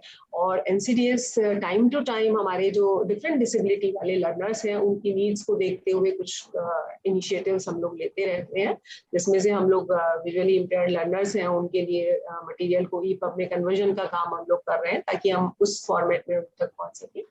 और एक हमने और इनिशिएटिव लिया था जिसमें हमने इग्नू का जो ब्रोशर है उसको हमने साइन लैंग्वेज में पूरा ट्रांसफर किया हुआ है। और इस वक्त मैं एक प्रोग्राम पे काम कर रही हूँ, क्योंकि हमारा जो बैचलर्स प्रोग्राम है, BA प्रोग्राम जो है, जो चॉइस बेस्ड क्रेडिट सिस्टम में है, उस प्रोग्राम को हम साइन लैंग्वेज में ट्रांसफर करने की, उसकी जो समरी है उसको हम साइन लैंग्वेज में बना रहे हैं। So that is a thing that we have been initiating, and madam Guha ने जो NEP के लिए के अंदर जो चीजें हमारे इंक्लूजन से रिलेटेड जो चीजें हायर एजुकेशन इंस्टीट्यूशंस में जो इनिशिएटिव्स हमें लेने हैं, हम उन पे पूरा काम करेंगे। और मुझे उम्मीद है कि हमारे जो भी रीजनल डायरेक्टर्स इस वक्त जुड़े हुए हैं, हमारे आने वाले टाइम में हम उनके साथ और इस तरह के प्रोग्राम्स करेंगे, उनके वहाँ उस एरिया की नीड को देखते हुए उसमें वो हमारा पूरा सहयोग देंगे। महापात्रा सर हमारे बीच में हैं और सर के साथ सर का सहयोग हमें हमेशा ही मिलता है, और मैं सर से भी रिक्वेस्ट करूंगी कि आप इसी तरह अपना सहयोग हमारे साथ बनाए रखें। और आलोका गुहा मैम, एक बार फिर से मैं आपको धन्यवाद देना चाहूंगी कि आप इतने शॉर्ट नोटिस पे हमारे साथ आए और हमारे सभी कोलीग्स को अपने इतने डीप नॉलेज जो है आपको जो डिसेबिलिटी सेक्टर की और जो हमारे डिफरेंट लेवल पे जो आपने काम किया है वो हम तक पहुंचाई। Thank you. और इसके साथ साथ मैं अपने CPRO जो हमारे साथी हैं, सहयोगी हैं, उनको भी धन्यवाद देना चाहूंगी। और सभी पार्टिसिपेंट्स, हमारे जो लर्नर्स फेसबुक लाइव या यूट्यूब के माध्यम से जो हमारे साथ जुड़े हुए हैं, उनको भी मैं थैंक यू कहना चाहूंगी। इसके बाद का जो हमारा सेशन होगा, उस सेशन में हम सब्जेक्ट से रिलेटेड बातें करेंगे कि जो हमारे अंडर प्रिविलेज्ड स्टूडेंट्स हैं उनके लिए किस किस तरह के प्रोविजंस हैं, जिसके बारे में मेरे कोलीग डॉक्टर भारतभूषण बात करेंगे। और पर्सन्स विद डिसेबिलिटीज, उनके राइट्स क्या हैं, किस किस तरह की चीजें हम उनको प्रोवाइड कर सकते हैं, या तो उसके बारे में मैं बात करूंगी। नेक्स्ट सेशन में हमारे साथ प्रोफेसर सुमित्रा कुकरेती भी रहेंगी। Over to you doctor Umesh Patil. Thank you. Thank you doctor Hemlata. इस इनॉग्रल सेशन में पार्टिसिपेट करने के लिए आप सभी का एक बार और बहुत बहुत धन्यवाद। यहाँ विभिन्न स्कूल से जो हमारे डायरेक्टर्स, हमारे फैकल्टी मेंबर्स और देश के अलग अलग संस्थानों से जो लोग जुड़े हैं, सभी का मैं हृदय से आभारी हूँ एक बार फिर। और अब हमारा जो नेक्स्ट सेशन है, जैसे डॉक्टर हेमलता ने बताया, ये एक टेक्निकल सेशन होगा। इसमें कुछ प्रेजेंटेशंस होंगे और उसकी अध्यक्षता हमारे समकुलपति करेंगी। और उनका इस सेशन में जो सबसे पहला प्रेजेंटेशन होगा वो डॉक्टर भारतभूषण का प्रेजेंटेशन है। मैं डॉक्टर भारतभूषण का परिचय पहले ही दे चुका हूं, और मेरा आपसे आग्रह है कि आप अपना प्रेजेंटेशन दें। और इसके लिए जो नियत समय है 10 मिनट का है, और उसके बाद जो प्रेजेंटेशन होगा डॉक्टर हेमलता का होगा, और उसके बाद फिर एक इंटरैक्टिव सेशन होगा। आप लोग हमारे साथ बने रहिए। और जो भी पार्टिसिपेंट्स हैं और आउटसाइड ऑर्गेनाइजेशंस के भी हैं, जिनको भी अपना सर्टिफिकेट ऑफ पार्टिसिपेशन चाहिएगा, उसके लिए हम एक फीडबैक फॉर्मेट भेजेंगे, इस कार्यक्रम के उपरांत भेजेंगे, और आपका फीडबैक प्राप्त होने के उपरांत फिर हम आपको ई सर्टिफिकेट इशू करेंगे। अब मैं डॉक्टर भारतभूषण साहब से आग्रह करूंगा कि वो अपना एड्रेस दें। Thank you doctor Umesh Pandey ji. Respected chairperson for this session, Professor Sumitra Kukreti ji, our Vice Chancellor Madam. In fact, the program which we decided that we should go ahead for this program with the name of Samvad, this was conceived in fact in last 15 days when we were talking about how to connect with our learners, and especially with those learners which have some sort of disability or limitations, we can say. Then Dr. Hemlata ji gave an idea that with the help of our regional centers, we can take an initiative. And when this concept was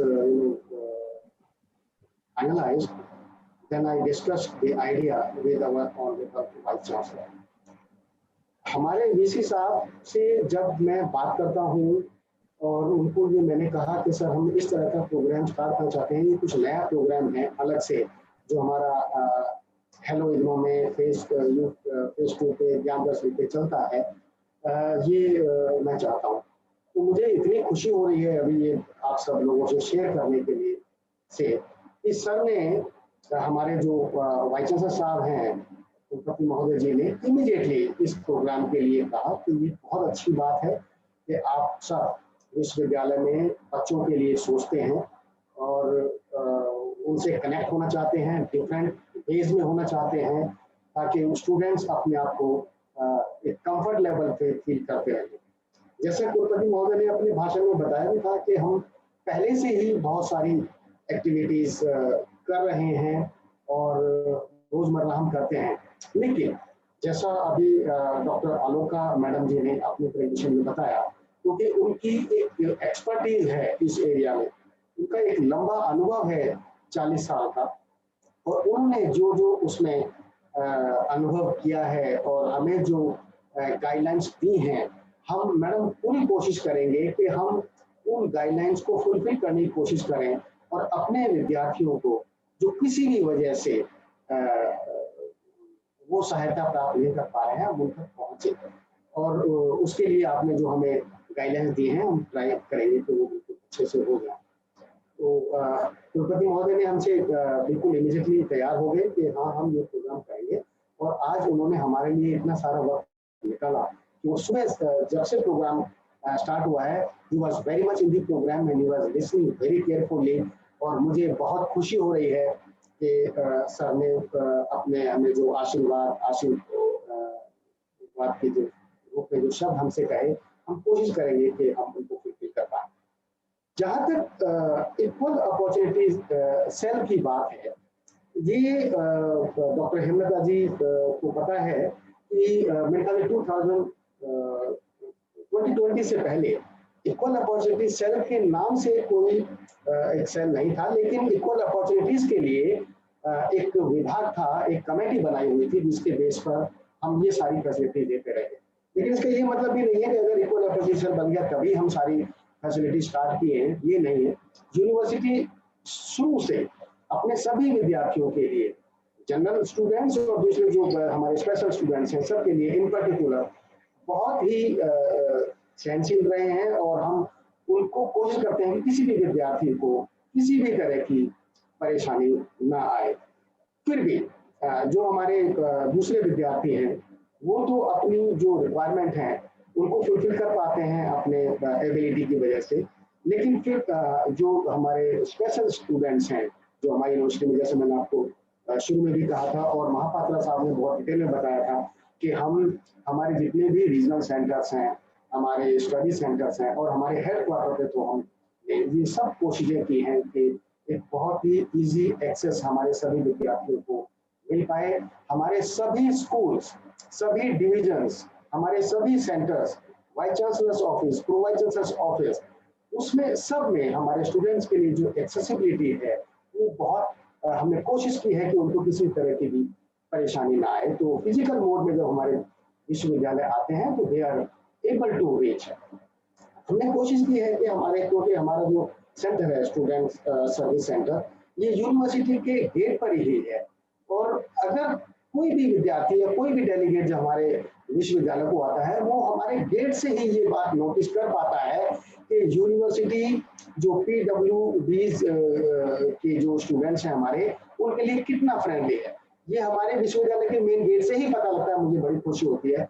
main gate से enter करते ही फिर एक हमारा right side पर हमारा एक office है student service centre का, वहां से भी आप देखेंगे स्टूडेंट्स आते हैं, हर तरह के स्टूडेंट आते हैं। उनके मूवमेंट में कोई दिक्कत ना आए, उनको हमसे इंटरेक्ट करने में कोई दिक्कत ना आए, तो वो हम तक पहुंच पाते हैं। हमने ये फैसिलिटी भी अपने सेंटर में की है कि जो विद्यार्थी हमारे यूनिवर्सिटी तक पहुंच जाए, अगर किसी को व्हील चेयर की जरूरत है यूनिवर्सिटी में और आगे जाने की, तो हमने व्हील चेयर्स के लिए अपने विश्वविद्यालय में, अपने ही सेंटर में, SSC में ये प्रोविजन रखा है, और हम उनकी हेल्प करते हैं जहां भी उनको जाना है, ताकि वो बिना किसी परेशानी के, उनको पूछना ना पड़े, कहीं भटकना ना पड़े, वो वहां पहुंच पाते हैं। तो ये जो इक्वल अपॉर्चुनिटी सेल था, इसको हमने फॉर्मली स्टैब्लिश किया कि क्योंकि जैसा हम सब जानते हैं कि डॉक्यूमेंटेशन आज की दुनिया में बहुत जरूरी है। हम कुछ भी करते रहे, लेकिन फिर भी इन सपोर्ट जो हम काम क्रियाकलाप करते रहते हैं, उसके सपोर्ट के लिए डॉक्यूमेंटेशन होना बहुत जरूरी है।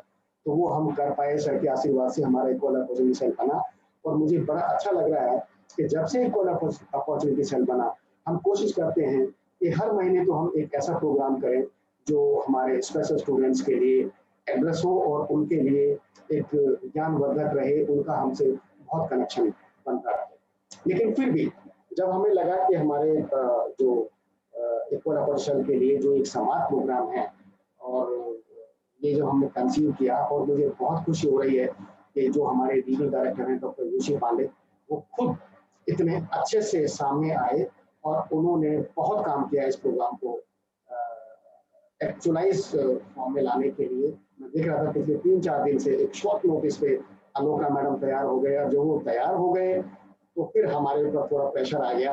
और मैं देख रहा था उमेश जी के ऊपर और हमारे हेमलता जी के ऊपर हम पिछले 3 दिन से किस तरह से इसमें उलझे हुए थे। लेकिन अब मुझे बड़ा शांति मिल रही है कि हम एटलीस्ट आधा प्रोग्राम अपना कंप्लीट कर पाए, और अपने विद्यार्थियों को अब हम कनेक्ट भी हो पाएंगे। और हमें इनफैक्ट जो इस एरिया में जो और भी हमें ज्ञान प्राप्त करने की जरूरत थी, जो हमारे कुलपति महोदय ने भी कहा कि जो लेक्चर हमें, जो डायरेक्शन, जो गाइडलाइंस हमें अलोका मैडम की तरफ से मिली हैं, हम उनको नोट करेंगे। नोट मैंने की भी है मैडम, और हम कोशिश करेंगे हम और अच्छे ढंग से अपने विद्यार्थियों तक पहुंच पाए। क्योंकि ये मैं शुरू से कहता रहा हूँ, क्योंकि हमारा विश्वविद्यालय एनरोलमेंट के हिसाब से बहुत बड़ा है। हमारे विश्वविद्यालय में बहुत सारे ऐसे विद्यार्थी हैं वॉल्यूम में, क्योंकि नंबर ज्यादा है कि बहुत सारे विद्यार्थी हैं हमारे पास। सर ने बहुत अच्छी बात की है कि हम एक डेटाबेस बनाए अपने विद्यार्थियों के लिए। और मुझे डॉक्टर हेमलता जी याद करेंगे, कल ही मैं उनसे ये बात कर रहा था कि हमारे पास जो विद्यार्थी हैं स्पेशल स्टूडेंट्स, उनका हम एक डेटाबेस बनाएंगे। उस डेटाबेस में उनको किस किस तरह की रिक्वायरमेंट्स हैं, उनको हमसे किस किस तरह की हेल्प चाहिए, हम वो क्रिएट भी करेंगे और ट्राई करेंगे कि उनसे हम कनेक्ट हो पाए अच्छे से। और जैसा अभी हमारे कुलपति महोदय साहब ने बताया था कि हमारा विश्वविद्यालय जो डिस्टेंस एजुकेशन सिस्टम है, जो डिस्टेंस एजुकेशन पैडागॉजी है, उसका तो पर्पस ही स्टूडेंट सेंट्रिक होता है। जैसा सर ने बताया कि हम कोशिश करते हैं कि हम स्टूडेंट के पास जाएं। जैसे बाकी विश्वविद्यालयों में जो फॉर्मल सिस्टम है, उसमें स्टूडेंट्स को इंस्टीट्यूशन को जाना पड़ता है। वो कभी कभी बहुत दूर भी होते हैं, बहुत दूर दूर भी होते हैं। लकी स्टूडेंट्स होते हैं जिनके विश्वविद्यालय या कॉलेज पास पास में हो। लेकिन हमारा विश्वविद्यालय जो डिस्टेंस एजुकेशन की पैडागॉजी है, वो ऐसी है कि वो स्टूडेंट सेंट्रिक है। हम स्टूडेंट के पास पहुंचते हैं, हम स्टूडेंट के पास पहुंचते हैं मीडिया आईसीटी की हेल्प से, उनको उनका मटेरियल उनके घर तक पहुंचाते हैं। उनका जो स्टडी सेंटर है वो उनके घर के पास हो, फिजिकल फॉर्म में, वो वहां जाकर के अपने शिक्षा प्राप्त कर सके, अपने डाउट्स को क्लियर कर सके, अपनी काउंसलिंग कर सके। और जो उनके एग्जाम है वो भी हम चॉइस देते हैं बच्चों के कि जो उनके घर के सबसे पास में है वहां पर अपना एग्जाम सेंटर चूज कर सकते हैं, तो वो एग्जाम देते भी हैं।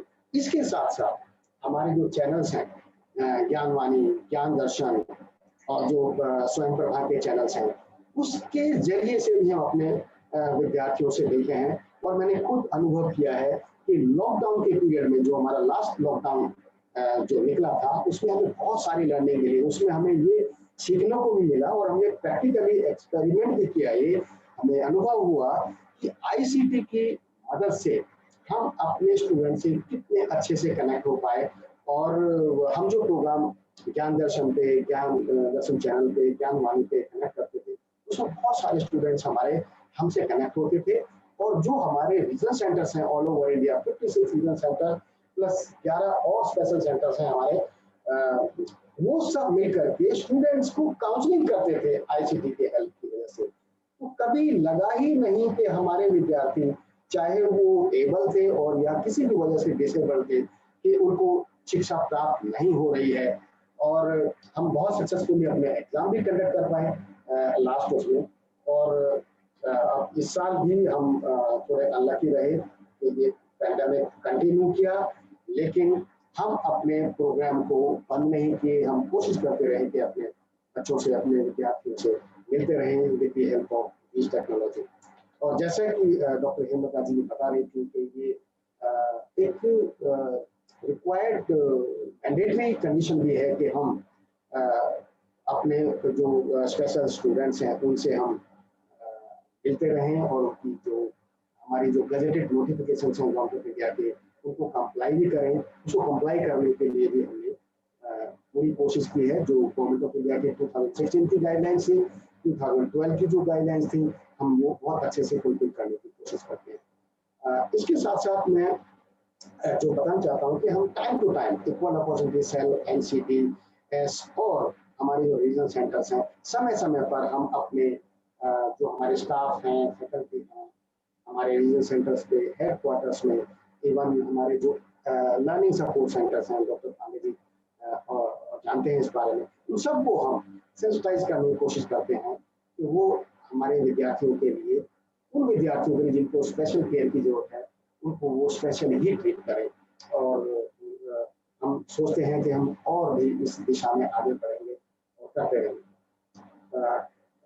हम इस बारे में समय समय पर जो इंफॉर्मेशन होती हैं अपने विद्यार्थियों को शेयर करते हैं, बताते हैं, अपनी अथॉरिटी से परमिशन लेकर के अपने रीजनल सेंटर्स को, स्टडी सेंटर को, एलएससीज को वेबसाइट पर हम अपनी इंफॉर्मेशन डालते हैं कि किस किस तरह की सर्विसेज, किस किस तरह की न्यू हम ओपनिंग्स कर रहे हैं अपने विद्यार्थियों के लिए। इसके साथ साथ मैं और एक बात बताना चाहूँगा कि इक्वल अपॉर्चुनिटी सेल, ये जो हम अपने स्पेशल स्टूडेंट्स के लिए करते हैं, इसके अलावा हमारे जो दूसरे विद्यार्थी हैं जो अंडर प्रिविलेज हम कह देते हैं, जैसे SC, ST, OBC, physically handicap, इन सब के लिए हम हमारा जो विश्वविद्यालय है वो और भी तरह की हेल्प करता है। जैसे हमारे जो SC ST स्टूडेंट्स हैं, वुमेन स्टूडेंट्स हैं, फिजिकल हैंडिकैप स्टूडेंट्स हैं, उनके लिए हम स्कॉलरशिप का भी प्रावधान है।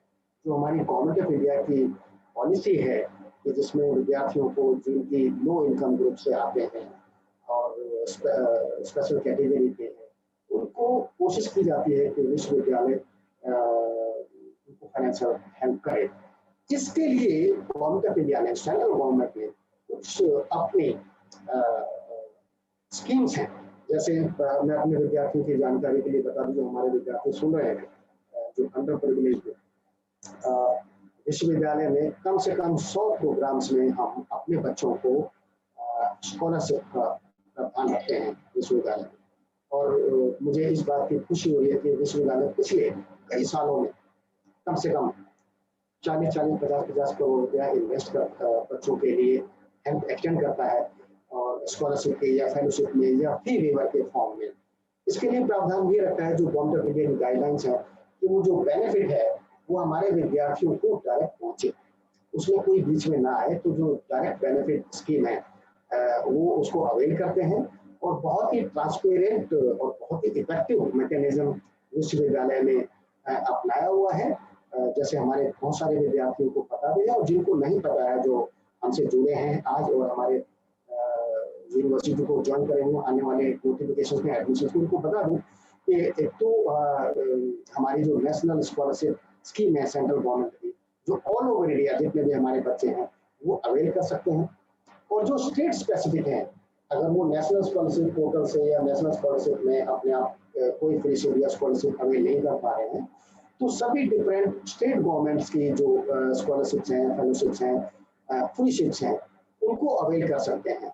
उसके अलावा जैसे दिल्ली में जो हमारे दिल्ली के विद्यार्थी हैं, वो ई डिस्ट्रिक्ट एक पोर्टल है दिल्ली गवर्नमेंट का, उसके तहत उसमें लॉगिन करके अपनी ये सुविधा स्कॉलरशिप की या फ्रीशिप की, जिसको हम कह देते हैं फी वेवर की, वो ले सकते हैं। इसमें मैं बताना चाहूँगा कि कुछ स्टेट्स में खासकर अपने स्टेट के विद्यार्थियों के लिए स्कॉलरशिप का प्रोविजन रखा है, जैसे मणिपुर ने रखा है, और वो टाइम टाइम पर सभी स्टेट्स ये स्कॉलरशिप होते हैं। ये स्कॉलरशिप जब बच्चे अप्लाई करें, मैं उनको बताऊँ कि वो लॉगिन करेंगे पोर्टल पे, जब लॉगिन कर लेते हैं अपने सर्टिफिकेट्स वगैरह सब डाल करके, तो हमारे जो कंसर्न रीजनल सेंटर्स हैं, जो 56 रीजनल सेंटर्स हैं ऑल ओवर इंडिया, वो वहां पर लैंड करते हैं। जैसे ही वो वहां पे लैंड करते हैं तो हमारा जो डेजिग्नेटेड ऑफिसर होता है वो रीजनल सेंटर्स में उस एप्लीकेशंस को चेक करते हैं कि ये हमारे स्टूडेंट हैं, हमारे विद्यार्थी हैं, और उनके जो एंटीसीडेंट्स हैं, उनके जो सर्टिफिकेट्स हैं, जो क्लेम के लिए वो सबमिट करते हैं, जो बेसिक रिक्वायरमेंट्स हैं, वो जो वो फुलफिल कर लेते हैं फिजिकल फॉर्म में, तो उसको फिर हम गवर्नमेंट को फॉरवर्ड कर देते हैं। उनको जो फीस उन्होंने दिया है, ये जो स्कॉलरशिप मिलनी है, जिसको स्कॉलरशिप भी कह देते हैं, वो उनके अकाउंट में डायरेक्ट ट्रांसफर हो जाता है। तो डायरेक्ट ट्रांसफर बेनिफिट सिस्टम जिसको हम कहते हैं, तो उनको बहुत ज़्यादा कुछ एफर्ट्स करने नहीं पड़ते, तो वो उनके डायरेक्ट बेनिफिट उनको मिल जाता है। इसके साथ साथ जो हमारे ट्राइबल स्टूडेंट्स हैं, मैं उनको भी बताना चाहूँगा कि जो मिनिस्ट्री ऑफ ट्राइबल अफेयर्स है, मैं लास्ट ईयर ही हमने मिनिस्ट्री ऑफ ट्राइबल अफेयर में को अप्रोच किया और उन्होंने एक स्कॉलरशिप, जो रिसर्च स्टूडेंट्स हैं हमारे एमफिल पीएचडी स्टूडेंट्स हैं, उनके लिए एक स्कॉलरशिप जो के लिए लॉन्च किया। और मुझे खुशी है कि जो हमारे विद्यार्थी पीएचडी कर रहे हैं, रिसर्च कर रहे हैं हमारी यूनिवर्सिटी से, उनको प्रावधान है कि वो मिनिस्ट्री ऑफ ट्राइबल अफेयर्स के मिनिस्ट्री के एजेंस के अंदर हमारे विश्वविद्यालय से अगर अपना रिसर्च प्रोग्राम करेंगे तो उनको हम स्कॉलरशिप, फेलोशिप जो पीएचडी के लिए होता है वो हम एक्शन कर पाएंगे। तो इसी जो हमारे कुछ इनिशिएटिव्स हैं, और हम जैसा आज के प्रोग्राम में हमने सुना है, जो गाइडलाइंस हैं, जो हमारे तीनों स्पीकर थे, डॉक्टर अनोखा जी, हमने वो सब नोट किए हैं और ये उम्मीद करते हैं कि समय समय पर हमें गाइडलाइंस जैसे जैसे मिलती रहेंगी, हम कोशिश करते रहेंगे कि हमारे विद्यालय आगे बढ़े। हमारे जो विद्यार्थी आगे बढ़ेंगे तो डेफिनेटली हमारा विद्यालय भी आगे बढ़ेगा। मुझे ऐसा लगता है कि जब कोई भी इंस्टीट्यूशन आगे बढ़ता है तो उसमें हमारा सबका बहुत योगदान रहता है, और खासकर विद्यार्थियों का भी, क्योंकि विद्यार्थी तो हमारे ब्रांड एम्बेसडर होते हैं। वो जो हमारे विश्वविद्यालय से जहाँ भी शिक्षा प्राप्त करके जाते हैं वो हमारा नाम कैरी करते हैं अपने साथ। तो हम ये सोचते हैं कि हम जो भी सुविधा अपने विद्यार्थियों को दें वो एक अच्छी इमेज लेके हमारे यहाँ से ग्रेजुएट होके निकलें, और ताकि वो जो खुशबू हमारे विश्वविद्यालय से लेके जाएं, जहाँ जहाँ जाएं वहाँ वहाँ फैले और ज़्यादा से ज़्यादा विद्यार्थी हमसे जुड़ सकें। इन शब्दों के साथ मुझे लगता है कि शायद मैंने अपने वक्त में कंप्लीट किया है, और अगर एक्सीड किया है तो उसके लिए माफ़ी चाहता हूँ। और आई लुक फॉरवर्ड इसके प्रोग्राम के हमारा बहुत अच्छे से चले और बहुत अच्छी इसकी एक्सेप्टेंस आए, और बहुत अच्छे अगर हमें फीडबैक मिली तो हम ट्राई करेंगे हमारे विश्वविद्यालय से कि बच्चों से हम अभी इंटरेक्ट भी करेंगे, कोशिश करेंगे हम उनको सेटिस्फाई कर पाएँ। तो मैं ऑर्गेनाइजर्स को बहुत बहुत मुबारकबाद भी देता हूँ, साधुवाद देता हूँ इस प्रोग्राम को ऑर्गेनाइज करने के लिए और हमें बुलाने के लिए, और हमारी यूनिवर्सिटी की छवि को हमारे विद्यार्थियों की नजरों में और सुधार करने के लिए और उनसे फीडबैक लेकर के हम और अच्छा कर पाए। इन शब्द के लिए मैं अपनी बात भी खत्म करता हूँ और आपको बहुत बहुत धन्यवाद। Thank you doctor Bharat Bhushan आपके प्रेजेंटेशन के लिए। जिन प्रतिभागियों को का कोई प्रश्न हो तो वो अगले प्रेजेंटेशन के बाद इंटरेक्शन का जो के लिए जो स्लॉट हमने नियत किया है उसमें ले लिया जाएगा। अब मैं दूसरे हमारे प्रेजेंटर हैं डॉक्टर हेमलता, जो कि जैसे मैंने आपको पहले भी बताया वो हमारे national centre for disability studies की निदेशिका हैं, और उनसे मेरा आग्रह है कि 10 मिनट के समय में आप अपना प्रेजेंटेशन समाप्त करने की कृपा करें। और एनसीडीएस के जो कंसर्न्स हैं और ये जो हमारे वेबिनार्स की जो सीरीज डिसेबिलिटीज पर अब आज शुरू हुई है, इसके बारे में प्रकाश डालें, और 10 मिनट का समय है। उसके बाद हम प्रतिभागियों के प्रश्न भी लेंगे, और उसके बाद इस कार्यक्रम इस टेक्निकल सेशन की अध्यक्षता कर रहे हैं हमारे प्रोफेसर सुमित्रा कुकरेती मैडम, जो कि समकुलपति हैं। फिर उनका उद्बोधन होगा। Doctor Hemlata please. Thank you doctor Pandey. मैं कोशिश करूंगी कि 10 मिनट में अपनी बात अपने सभी साथियों तक पहुंचा सकूं। And thank you, Professor Sumitra Kukreti, for chairing this session. And thank you, Aloka ma'am, for joining us for this session too. जैसा कि मैम ने काफ़ी चीज़ें हैं जो rights of person with disabilities के बारे में कह दी हैं, हमारे एनईपी में क्या बात हुई है, लेकिन मैं बहुत क्विकली आप लोगों को बताना चाहूँगी कि right of person with disabilities act जब 2016 में आया, इसमें 102 सेक्शन है और 17 चैप्टर्स हैं जो डिफरेंट टाइप ऑफ डिसेबिलिटीज के बारे में बात करते हैं। मेन मुद्दा जो है इस एक्ट का जो रहा है, जो मैडम ने इसके बारे में बात भी करी है, कि हमने मेडिकल से सोशल मॉडल की तरफ हम लोग आ गए हैं। नेक्स्ट प्रेजेंटेशन का नेक्स्ट स्लाइड दिखाएंगे प्लीज।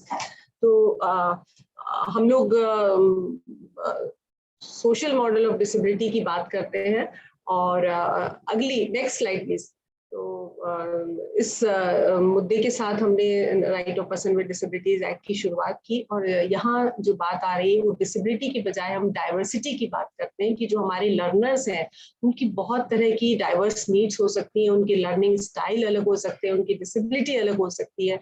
और एक्चुअली हर एक डिसेबिलिटी में भी हर स्टूडेंट की, हर बच्चे की जो लर्निंग नीड्स है वो भी अलग तरह की हो सकती है, लर्निंग स्टाइल अलग हो सकती है। तो हमें ये भी देखने की जरूरत है एज अ यूनिवर्सिटी और एज अ काउंसलर, हमें ये भी कि हमारा जो स्टूडेंट जब हमारे पास आ रहा है तो हम क्या उन नीड्स को पूरा कर पा रहे हैं, क्या हम उस तरह से कम्युनिकेट उस तक कर पा रहे हैं। और हमारा जो इग्नू का जो मटीरियल है, जो लोग इग्नू से जुड़े हुए हैं, आप सबको मालूम ही होगा कि हमारे यहाँ जो डिसेबल्ड लर्नर्स हैं वो बहुत ज्यादा एनरोलमेंट होता है उनका, और उनका आने का पर्पज ये होता है क्योंकि हमारा जो मटेरियल है वो उस तरह के फॉर्मेट में बनाया गया है कि वो इजीली उसको लर्न कर सकते हैं। इसके अलावा हम अपने मटेरियल की सॉफ्ट कॉपी भी उन तक पहुंचाते हैं, और इसके साथ साथ हमारे जो फ्लेक्सिबिलिटी हमारे प्रोग्राम में है लर्नर्स की नीड को ध्यान में, किसी भी लर्नर की नीड को ध्यान में रखते हुए,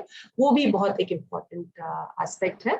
और मैं अब यहाँ और ज्यादा टाइम ना लेते हुए आरपीडी एक्ट के बारे में बात करना चाहूंगी। Next slide please.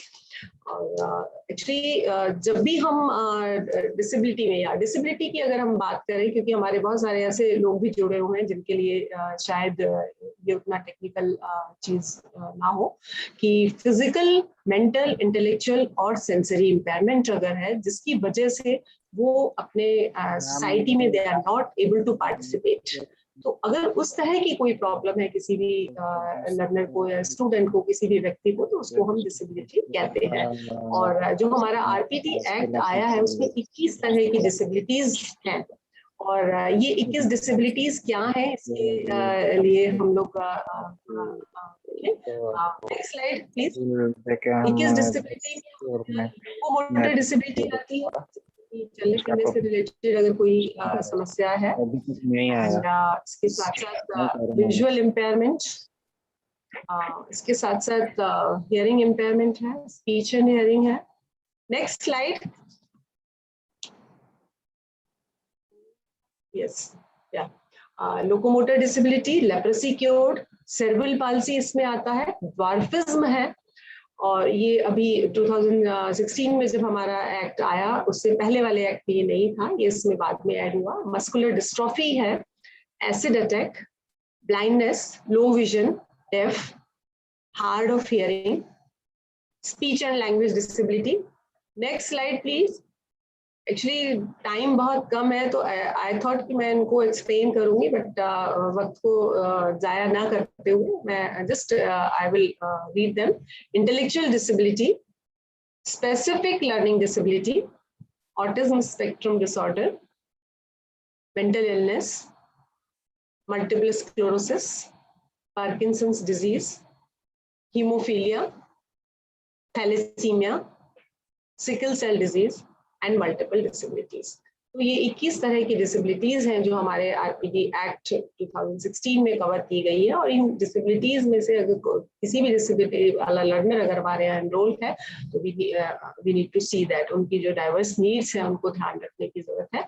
अगली स्लाइड, क्योंकि मैडम ने कवर कर दिया है कि डिसेबिलिटी में हायर एजुकेशन से रिलेटेड कौन से प्रोविजंस हैं, तो मैंने केवल उन्हीं चीज़ों की बात की थी कि हमारे यहाँ एजुकेशन से रिलेटेड 2 चीज़ें इसमें दी गई थी कि 6 ईयर से लेकर 18 ईयर्स तक की एज का कोई भी बच्चा अगर डिसेबल्ड है तो उसको ये राइट है कि वो एजुकेशन दे, और गवर्नमेंट जो है उसको free of cost education provide करे, and local authorities should provide that kind of education. ये हुई एजुकेशन की बात। और हायर एजुकेशन का जैसे डॉक्टर आलू कगुहा ने कवर किया। Next slide please. तो उसमें ये है कि 5 इयर्स का एज रिलैक्सेशन अपर एज लिमिट में दिया जाए जो भी पर्सन विद डिसेबिलिटी कहीं एडमिशन लेते हैं, और इसके साथ साथ 5% सीट्स जो है वो पर्सन विद डिसेबिलिटीज के लिए रिजर्व होनी चाहिए। तो ये चीजें हमारे कॉन्टेक्स्ट में बहुत इंपॉर्टेंट है कि हमें इन बातों का ख्याल रखना है। Next slide. Next Garima, can we go to next slide?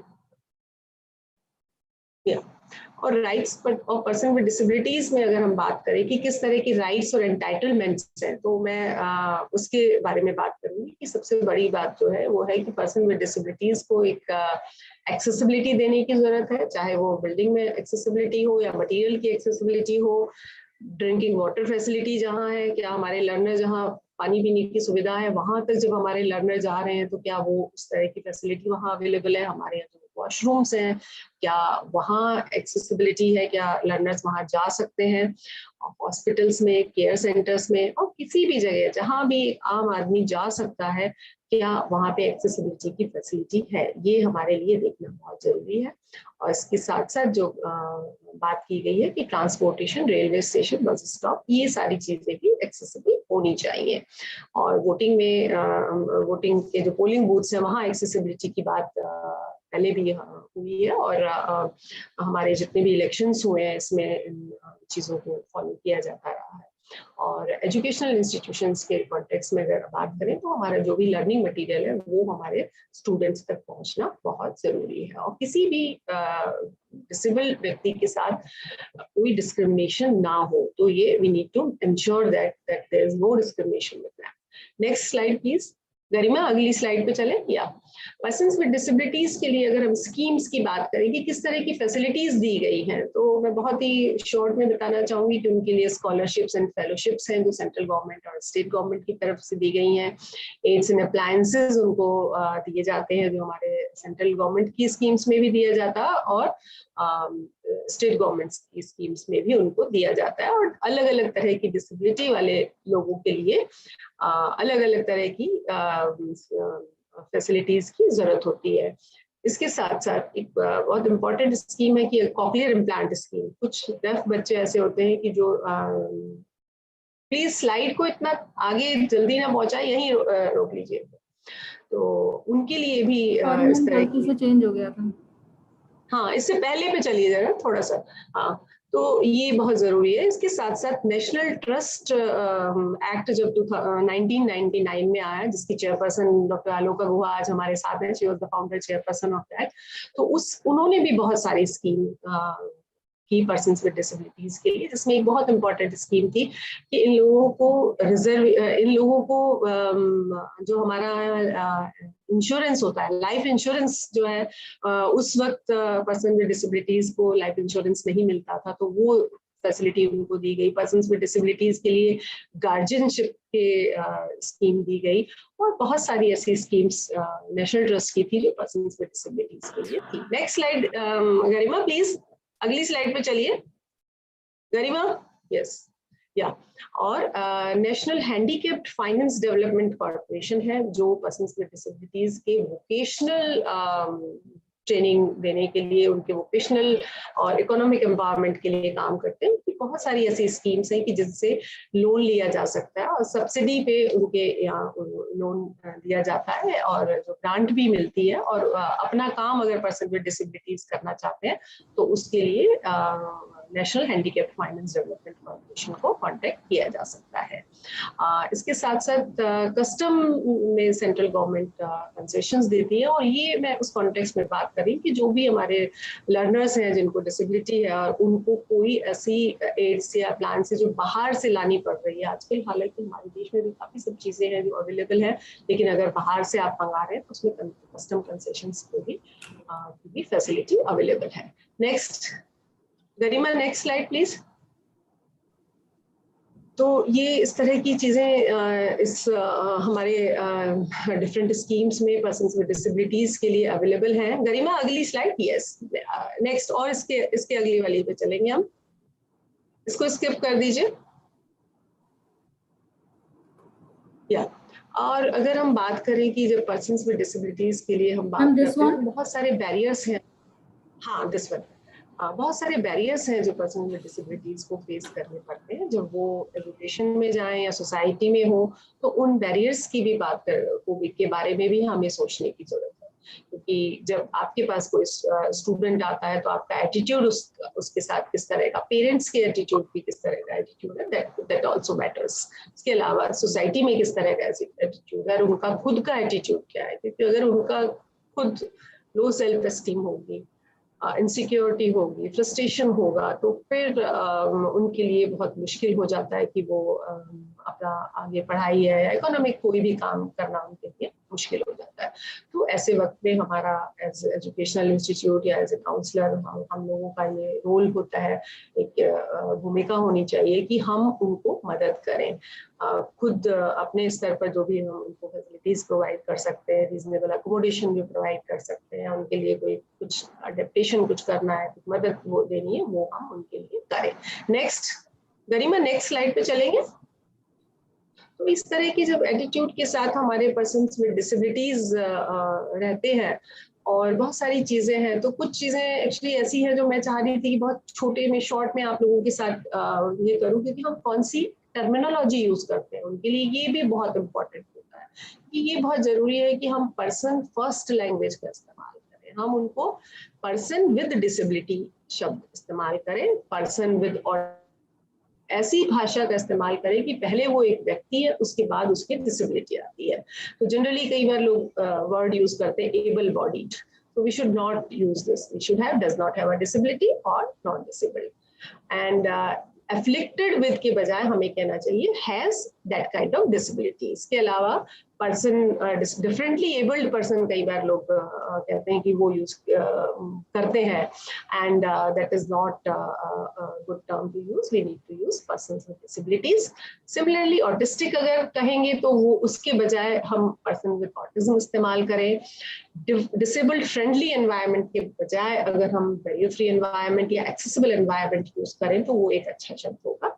Birth defect के बजाय अगर हम कंजेनाइटल डिफेक्ट यूज करें, और इसी तरह से जो भी डिसेबिलिटी है उसके साथ पर्सन विद दैट डिसेबिलिटी अगर शब्द यूज करते हैं तो वो बेटर होगा। और कई बार हम लोग कहते हैं wheel chair bound, wheel chair bound के बजाय अगर हम कहते हैं confined to a wheel chair, that is a better word. और कई बार हम लोग deaf and mute word use करते हैं, so that is a very derogatory word, so we need to think about हम किस तरह की टर्मिनोलॉजी इनके लिए यूज कर रहे हैं। नेक्स्ट स्लाइड प्लीज गरिमा, अगली स्लाइड पे चलें।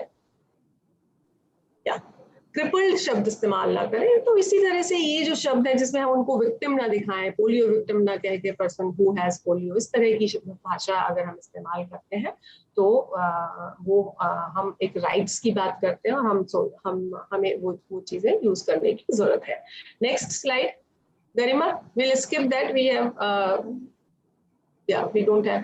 तो पर्सन्स विद डिसेबिलिटीज के लिए, क्योंकि आप लोगों के लिए मैं कुछ बात कहना चाहूंगी कि जब भी हम उनसे इंटरेक्ट करें आप लोग कभी भी, तो don't be afraid to talk to them, be respectful.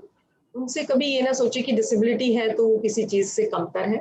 Offensive शब्द नहीं इस्तेमाल करना चाहिए, कैजुअल वे में हम उनसे बात ना करें। कई बार होता है कि स्टूडेंट आ गया तो हम बोले अरे वो डिसेबल्ड स्टूडेंट आए हुए हैं उनको देख लीजिए, we should not use that kind of word. और सीधा हमें उनसे बात करें। तो उनके साथ कोई व्यक्ति है जो उनकी मदद के लिए साथ आया है, या कोई ट्रांसलेटर है या इंटरप्रेटर है, तो उनसे बात ना करके हम पर्सन विद डिसेबिलिटी से बात करें। उनसे जब भी बात करें तो हमें पेशेंट रहने की जरूरत है। बहुत ज्यादा हम जल्दबाजी ना दिखाएं, क्योंकि हो सकता है कि उनको उस बात को समझने में थोड़ा वक्त लग रहा हो। और पर्सन्स विद डिसेबिलिटीज की अगर कोई डेफ व्यक्ति है उसकी हमें अटेंशन चाहिए, तो उसके लिए हम उसके कंधे पर टैप कर सकते हैं धीरे से, ताकि हम उससे किस तरह से इंटरेक्ट करें। नेक्स्ट अगली स्लाइड पे चले गरिमा। मैम चेंज कर दी इससे, नेक्स्ट कर दी, अच्छा हाँ इससे अगला वाला। हाँ, उसके साथ उनके साथ जेन्युइन अगर हेल्प की जरूरत है वही हेल्प प्रोवाइड करें, जब अगर हमें हेल्प की उनको जरूरत नहीं है तो वो हेल्प ना प्रोवाइड करें। इसके साथ साथ उनकी जो व्हील चेयर है या जो उनकी असिस्टिव डिवाइस है, उनका एक पर्सनल सामान होता है, उसके साथ हम we should not play with them. उनके रास्ते में ना आए या ना, और अजम्पशंस ना करें कि हाँ पर्सन्स विद डिसेबिलिटीज तो बहुत अच्छे गायक होते हैं, या पर्सन्स विद डिसेबिलिटी ब्लाइंडनेस वाले जो लोग हैं उनकी याददाश्त बहुत तेज होती है। तो इस तरह का कोई भी अजम्पशन ना करें। वो एक ह्यूमन बीइंग है जिनके कुछ लिमिटेशंस हैं, एंड उन लिमिटेशंस को पूरा करने के लिए we need to provide them support. और अगर उनको कोई भी हेल्प हम दे रहे हैं तो we need to ask them. तो ये सारी चीजें हैं जिनका हम ख्याल रखें जब भी हम उनके साथ बात करें। अगली स्लाइड, नेक्स्ट स्लाइड मैम कर दी। बेसिकली पर्सन्स विद, और जब भी हम उनसे बात करें तो अपने को अगर विजुअल इम्पेयरमेंट वाले लोग हैं, तो उनके साथ जब भी हम अपने को इंट्रोड्यूस करें तो अपने बताएं पहले कि हाँ मैं ये बात करूँ, ये ना अज्यूम करें कि उन्होंने हमें पहचान लिया है। और उनकी डिसेबिलिटी के बारे में कुछ इस तरह का ये ना हो कि हम केवल उनसे डिसेबिलिटी के बारे में क्वेश्चन करें, हमें बहुत सारी चीजें जो है वो सोचने की जरूरत है, और हम एक ह्यूमन बीइंग की तरह उनके साथ व्यवहार करेंगे, और इन सब बातों का ख्याल अगर हम रखेंगे जब भी हमारे साथ वो आ रहे हैं, तो हम एक ज्यादा इफेक्टिव और इंक्लूसिव एनवायरनमेंट उनको दे पाएंगे। नेक्स्ट स्लाइड प्लीज, अगली स्लाइड। I'm done. या यस या तो दूसरी बात ये है कि उनके एम्पावरमेंट के लिए किस किस तरह की चीजें की जा सकती हैं। अर्ली इंटरवेंशन, वो स्कूल में जाने से पहले अर्ली एज में जो इंटरवेंशन दिया जाता है वो जरूरी है। अवेयरनेस फैमिली और कम्युनिटी में होना जरूरी है। एजुकेशनल फैसिलिटीज होना जरूरी है। Vocational training and employment options, accessibility and including them in various programs of government. इनमें से जो 4 पॉइंट्स है वो हमारे कॉन्टेक्स्ट में बहुत इंपॉर्टेंट है कि एजुकेशनल फैसिलिटीज, वोकेशनल ट्रेनिंग के जो प्रोग्राम्स हैं उनको इंक्लूड करें, एम्प्लॉयमेंट ऑप्शंस और एक्सेसिबिलिटी। तो इन बातों का हम ख्याल रखें, और आई एम श्योर कि हमारे जो भी लर्नर सपोर्ट सेंटर के लोग यहाँ मौजूद हैं, अगर उनके पास एक्सेसिबिलिटी की कोई इशू है तो they will work on that. Next slide please. तो ये कुछ चीजें हैं जिनसे हम उनके साथ में फैसिलिटी प्रोवाइड कर सकते हैं। बात करते हैं क्योंकि इग्नू में हमारे पास किस तरह की फैसिलिटी है। जैसे कि डॉक्टर महापात्रा ने बताया, गवर्नमेंट ऑफ इंडिया के हिसाब से जो भी रिजर्वेशन होता है हमारे एडमिशन में, वो we follow on that rule. और इसके साथ साथ हम लोगों ने एक और इनिशिएटिव एमसीडीएस ने लिया था, जिसमें हमने कई बार क्या होता है, कोई भी लर्नर्स हमारे यहाँ जो डिसेबिलिटी है उनको एनरोल कर लेते हैं, और वो प्रोग्राम पूरा करने के बाद when they apply for government jobs, तो उनको पता चलता है कि they are not eligible for that post because of their disability.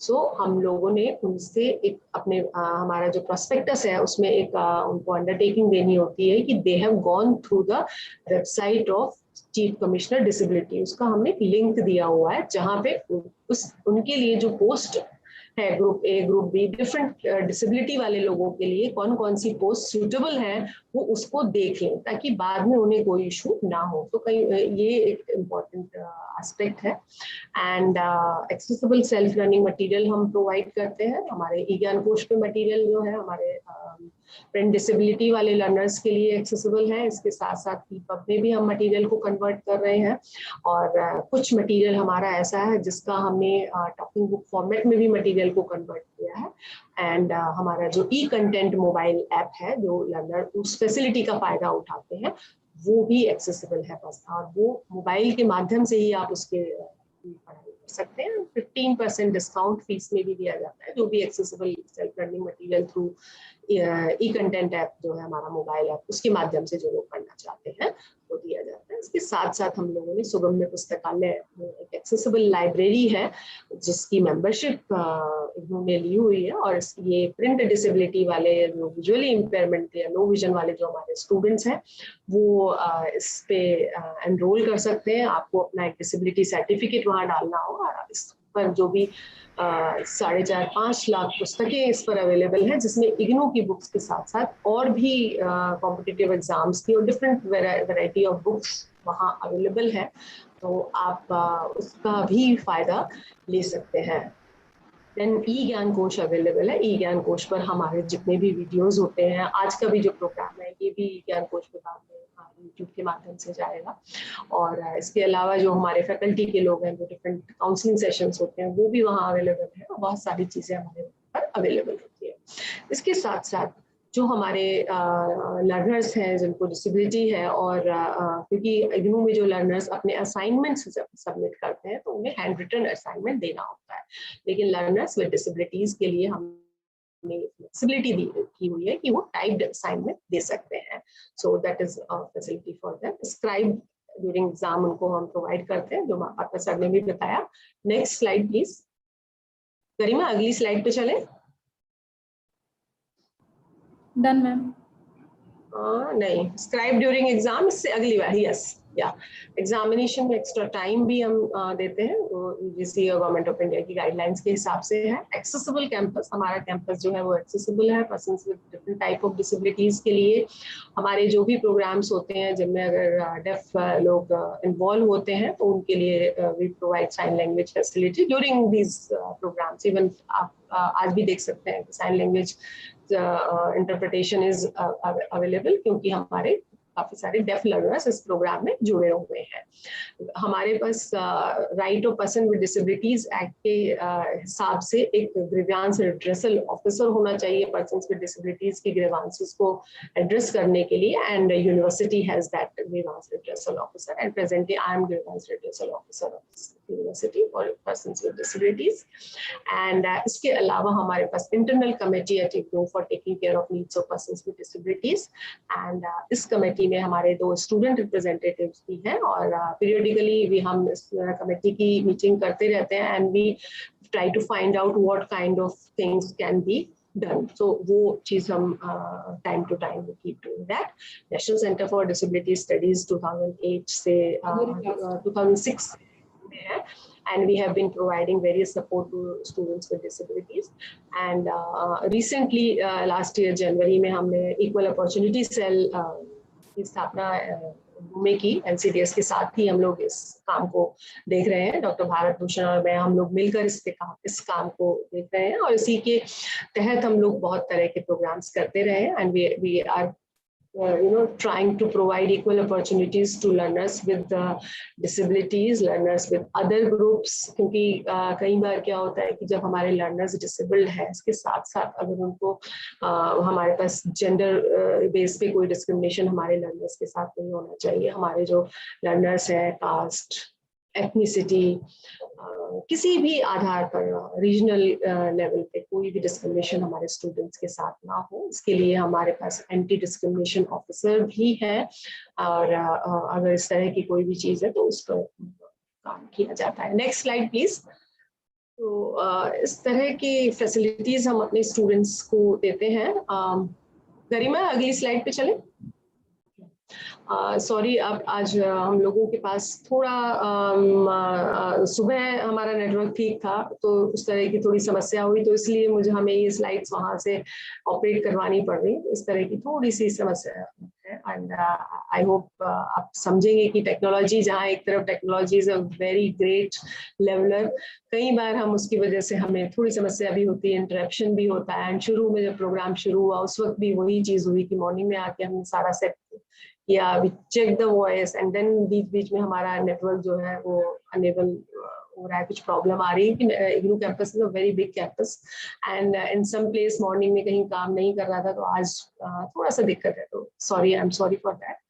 And I would like to end my presentation with this, coming together is a beginning, keeping together is a progress, and working together is a success. So for this initiative at IGNU, we have come together, Equal Opportunities NCDS and SSC, for conducting these programs, and we'll keep progressing, and we'll be working with all our regional centers, and gradually we'll be coming to. We have covered 2 regional centers, and very soon we'll be doing that. And मेरे जो साथ में मेरे जो regional centre के colleagues जुड़े हुए हैं, मैं उनसे एक रिक्वेस्ट भी करूंगी, क्योंकि इस प्रोग्राम को हमने आज लॉन्च भी किया है, और एक नाम हमने इन ट्रेनिंग प्रोग्राम को दिया है, संवाद नाम दिया है, and we want to create a dialogue with our learners with disabilities and other disadvantaged group, as well as sensitize the functionaries at different level. तो हमारी एक कोशिश रहेगी कि हम इस प्रयास को जारी रखें, और जो भी हमारे रीजनल सेंटर नेक्स्ट इस प्रोग्राम को करना चाहते हैं अपने यहाँ, हालांकि will be sending letters to you, लेकिन आप में से अगर कोई भी प्रोएक्टिवली आना चाहे और वो चाहता है कि हम उनके यहाँ ये प्रोग्राम करें, तो contact us. Thank you. Over to you. Thank you, Dr. Himrata, for your presentation. Now this session is open for interaction, and if any of you have any question in your mind, I am very thankful to Dr. Alok Guha also. She's even now she's very much with us. And if you have any question, this is a nice opportunity for you to interact with a person like Dr. Aloka Guha, Dr. Hemlata, Dr. Bharat Bhushan. They are experts in their own field. And if you have any question, you can raise your hand. यदि कोई प्रश्न नहीं है तो मैं आपको बताऊं कि जब हमने आज के कार्यक्रम के लिए रजिस्ट्रेशन का एक लिंक सभी लोगों को भेजा था, तो उनमें से उसमें एक प्रश्न ये भी दिया था कि क्या आप इस कार्यक्रम के दौरान रिसोर्स पर्सन से कोई प्रश्न पूछना चाहेंगे या कोई ऐसा कोई इश्यू है जिसको आप चाहेंगे कि रिसोर्स पर्सन अपने प्रेजेंटेशन में कवर करें। बहुत सारे उसके जवाब में बहुत कुछ तो नहीं आया, लेकिन मैंने देखा कि उसकी जो कॉपी है वो मैंने डॉक्टर हेमलता और बाकी रिसोर्स पर्सन्स को भेजी भी थी। और उसमें मैंने देखा कि एक या दो पॉइंट्स ऐसे थे ज़रूर जो कि मुझे लगा कि काफ़ी महत्वपूर्ण हो सकते हैं, जैसे कि डिस्टेंस एजुकेशन के फील्ड में how the concerns of this disabled persons should be incorporated in the delivery strategies of IGNOU। That was a kind of a question, but मुझे लगता है कि lot of ground has already been covered in the presentations made by the experts here. So, but if there is any specific question, I have seen that in the chat box mostly thanks messages are there and no specific question related to the presentations is there. फिर भी we can wait for a few minutes, and if there is anybody who wants to ask question based on the presentations, they can raise your hand and then unmute your mic and then ask question. Pandey ji, अगर question नहीं है तो मैं कुछ बोल दूं जो भी हमारे विद्यार्थी और जी जरूर जरूर। मैं अपने विद्यार्थियों को सर नमस्ते। हाँ, कोई क्वेश्चन है शायद? जी उमेश जी ले लीजिए। जी बोलिए किसका जो प्रश्न पूछना चाहते हैं आप अपने माइक को अनम्यूट करके प्रश्न पूछ सकते हैं, बहुत ब्रीफली।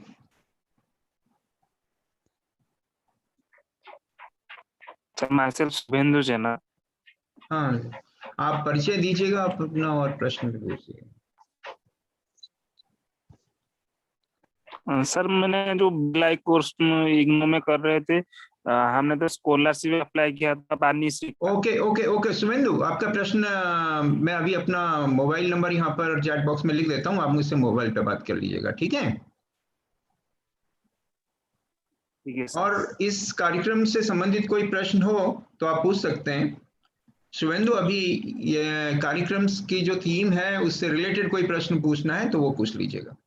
अच्छा, डॉक्टर भारत भूषण आप कुछ बात कहना चाह रहे थे, प्लीज। हाँ, मैं पांडे जी बस ये कह रहा था क्योंकि अभी क्वेश्चन नहीं आ रहे तो मुझे लगता है कि शायद अपने आप को प्रिपेयर कर रहे होंगे, या जब कभी हम बात करते हैं तो क्वेश्चन फिर अपने आप ऑटोमेटिक निकल के आ जाते हैं। इसलिए मैं ये कह रहा था कि विश्वविद्यालय में ये पूरी कोशिश की हुई है कि जो हमारे स्टूडेंट्स हैं वो हमसे कनेक्ट रहें। अगर उनको कोई भी परेशानी है तो आप देखेंगे कि जो हमारे 56 रीजनल सेंटर्स हैं वहाँ पर सभी जगह एक एक नोडल ऑफिसर हैं जो विद्यार्थियों की बातें सुनने के लिए हैं। और अभी लॉकडाउन पीरियड में इस तरह की बातें आ रही थी कि क्योंकि हमारे सारे रीजनल सेंटर्स बंद थे बिकॉज ऑफ दिस पैंडेमिक कोविड-19, तो हमने ये सोचा कि लैंडलाइन बंद है, विद्यार्थियों में एक अनरेस्ट हो गया था कि कोई फोन नहीं उठा रहा है, तो लाजमी है कि जब लैंडलाइन तो उठ ही नहीं सकते। लेकिन मुझे खुशी है अपने विद्यार्थियों को बताने में कि उस लॉकडाउन पीरियड में ही हमने एक स्टेप लिया कि हर एक रीजनल सेंटर अपने एक एक दो मोबाइल शेयर करने अपने वेबसाइट पे, और वो किए भी, और बहुत सारे विद्यार्थी अपने कंसर्न रीजनल सेंटर से मिल पाए और अपनी बातें जो भी उनको इन्फॉर्मेशन लेनी थी या ग्रीवेंस थी उसको वो सॉल्व भी कर पाए। और जहाँ तक हेडक्वार्टर की बात है, हेडक्वार्टर में विद्यार्थी देखेंगे कि हमारे पास 10-12 गेटवेज हैं जिनसे विद्यार्थी हमसे कनेक्ट हो सकते हैं एनी टाइम। सबसे जो आजकल बहुत इम्पोर्टेंट है वो तो ईमेल ही है। हमने ईमेल लिखे हुए हैं अपनी वेबसाइट पे, अवेलेबल है, मैं बता भी देता हूँ उनको। डायरेक्टर ssc@ignou.ac.in, ssc@ignou.ac.in, ये 2 ईमेल एड्रेसेस हैं जिससे स्टूडेंट हमारे हेडक्वार्टर पे मिल सकते हैं। और जहाँ तक रीजन सेंटर्स की बात है, वो रीजन सेंटर्स पे भी उनकी वेबसाइट पर जाएंगे। हर एक रीजन सेंटर्स की एक अलग वेबसाइट है उस पर अगर विजिट करेंगे तो वहां पर भी उनको स्टूडेंट्स किसको कनेक्ट कर सकते हैं, किसको लिख सकते हैं, और वो इन्फॉर्मेशन उनको मिल जाती है।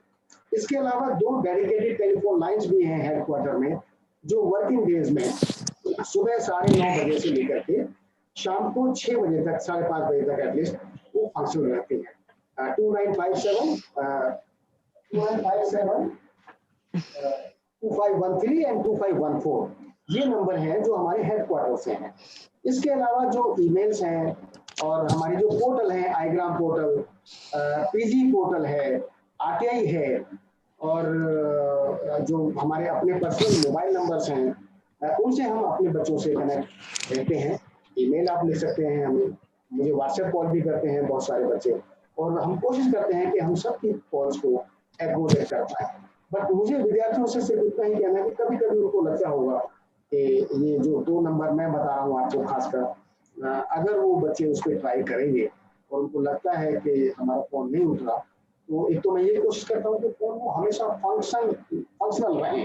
और ये हमारे जो यूनिवर्सिटी का एडमिनिस्ट्रेशन है वो भी हमें बहुत जल्दी से, कभी कुछ तेज हवाएं चल गई या कुछ टॉरेंशियल रेन हो गया, तो वायर्स आपको पता है टेलीफोन लाइंस की बहुत सोफिस्टिकेटेड होती है, फाइबर वायर्स होती है, पानी जाने से टेलीफोन लाइन डाउन हो जाती है।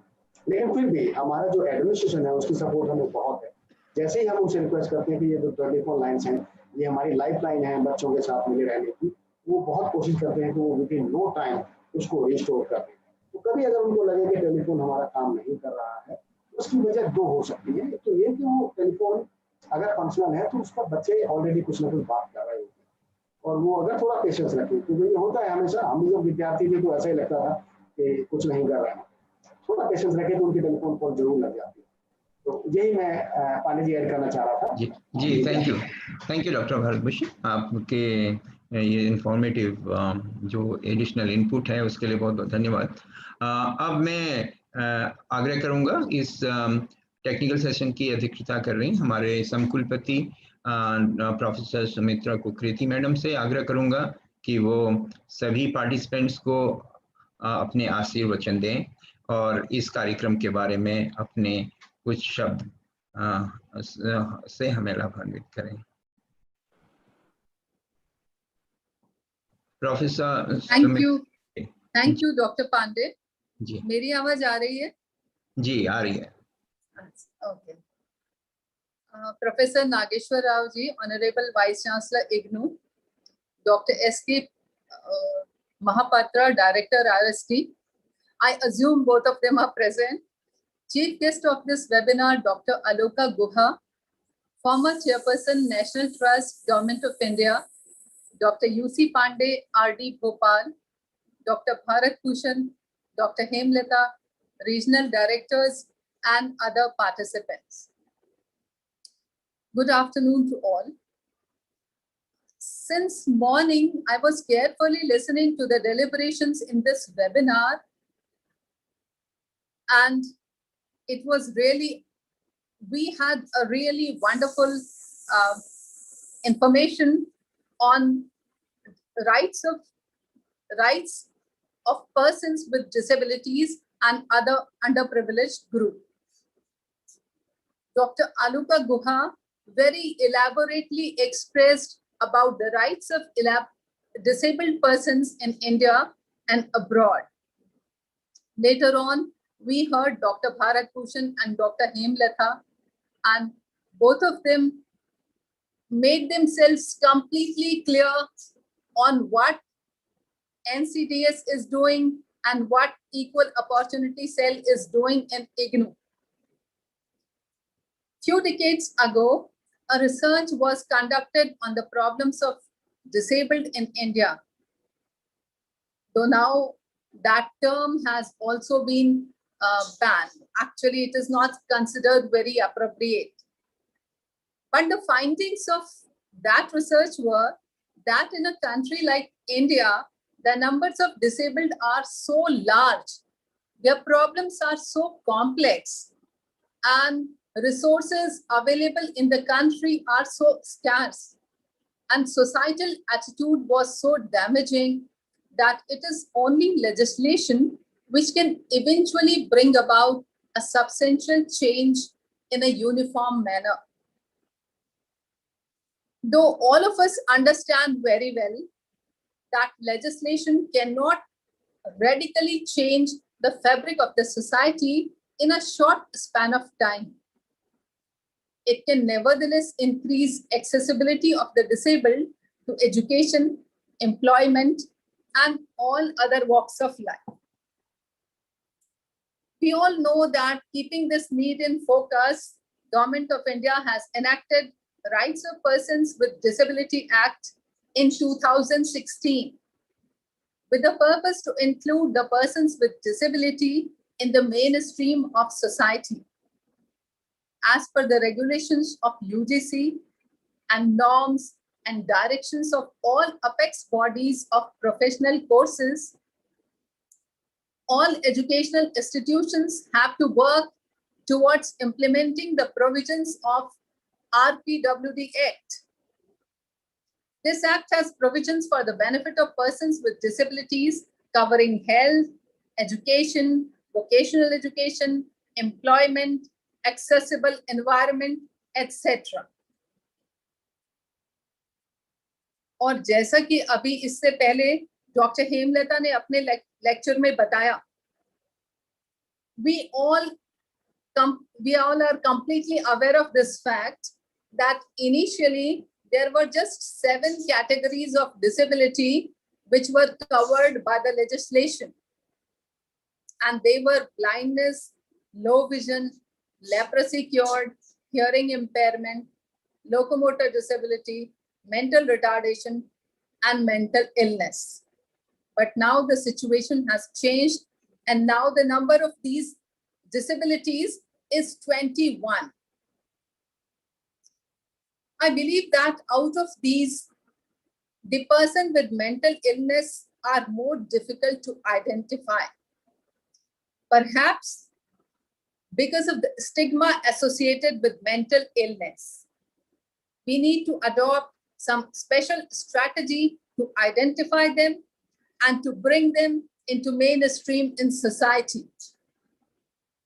Now, UN also recognizes the importance of accessibility to the physical, social, economic, and cultural environment to enable persons with disability to enjoy human rights and fundamental freedom.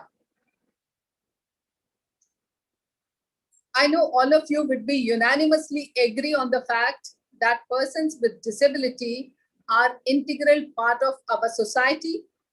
Hence, they must be provided equal opportunities in every sphere of life.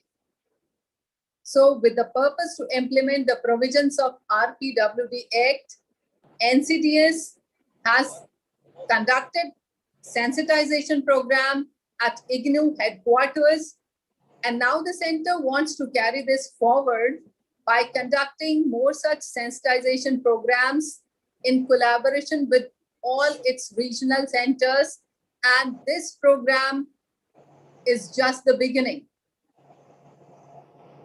Through this संवाद, इसको नाम भी बहुत अच्छा दिया गया है, संवाद.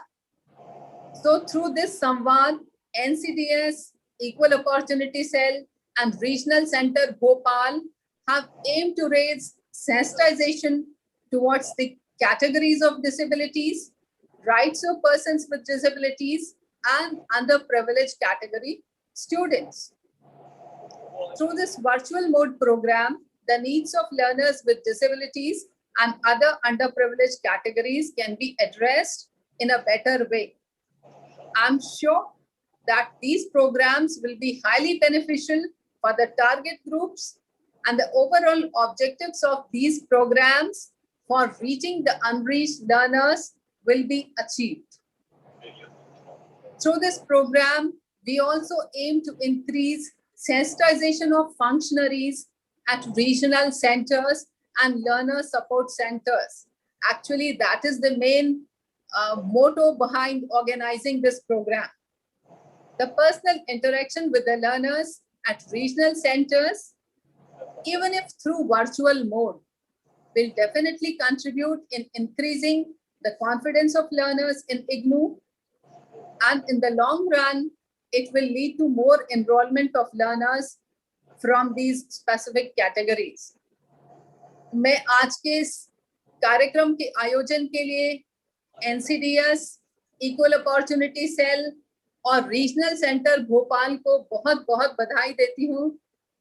विशेष तौर पर मैं उनको बधाई इस कारण से भी देती हूँ कि उन्होंने डॉक्टर आलोका गुहा को इस यहाँ पर विशेष अतिथि के तौर पर आमंत्रित किया, विशेष व्याख्यान देने के लिए, जिन्होंने की बहुत ही अच्छे तरीके से हमको इस सब के बारे में, rights of person with disabilities के बारे में पूरे विस्तार से समझाया।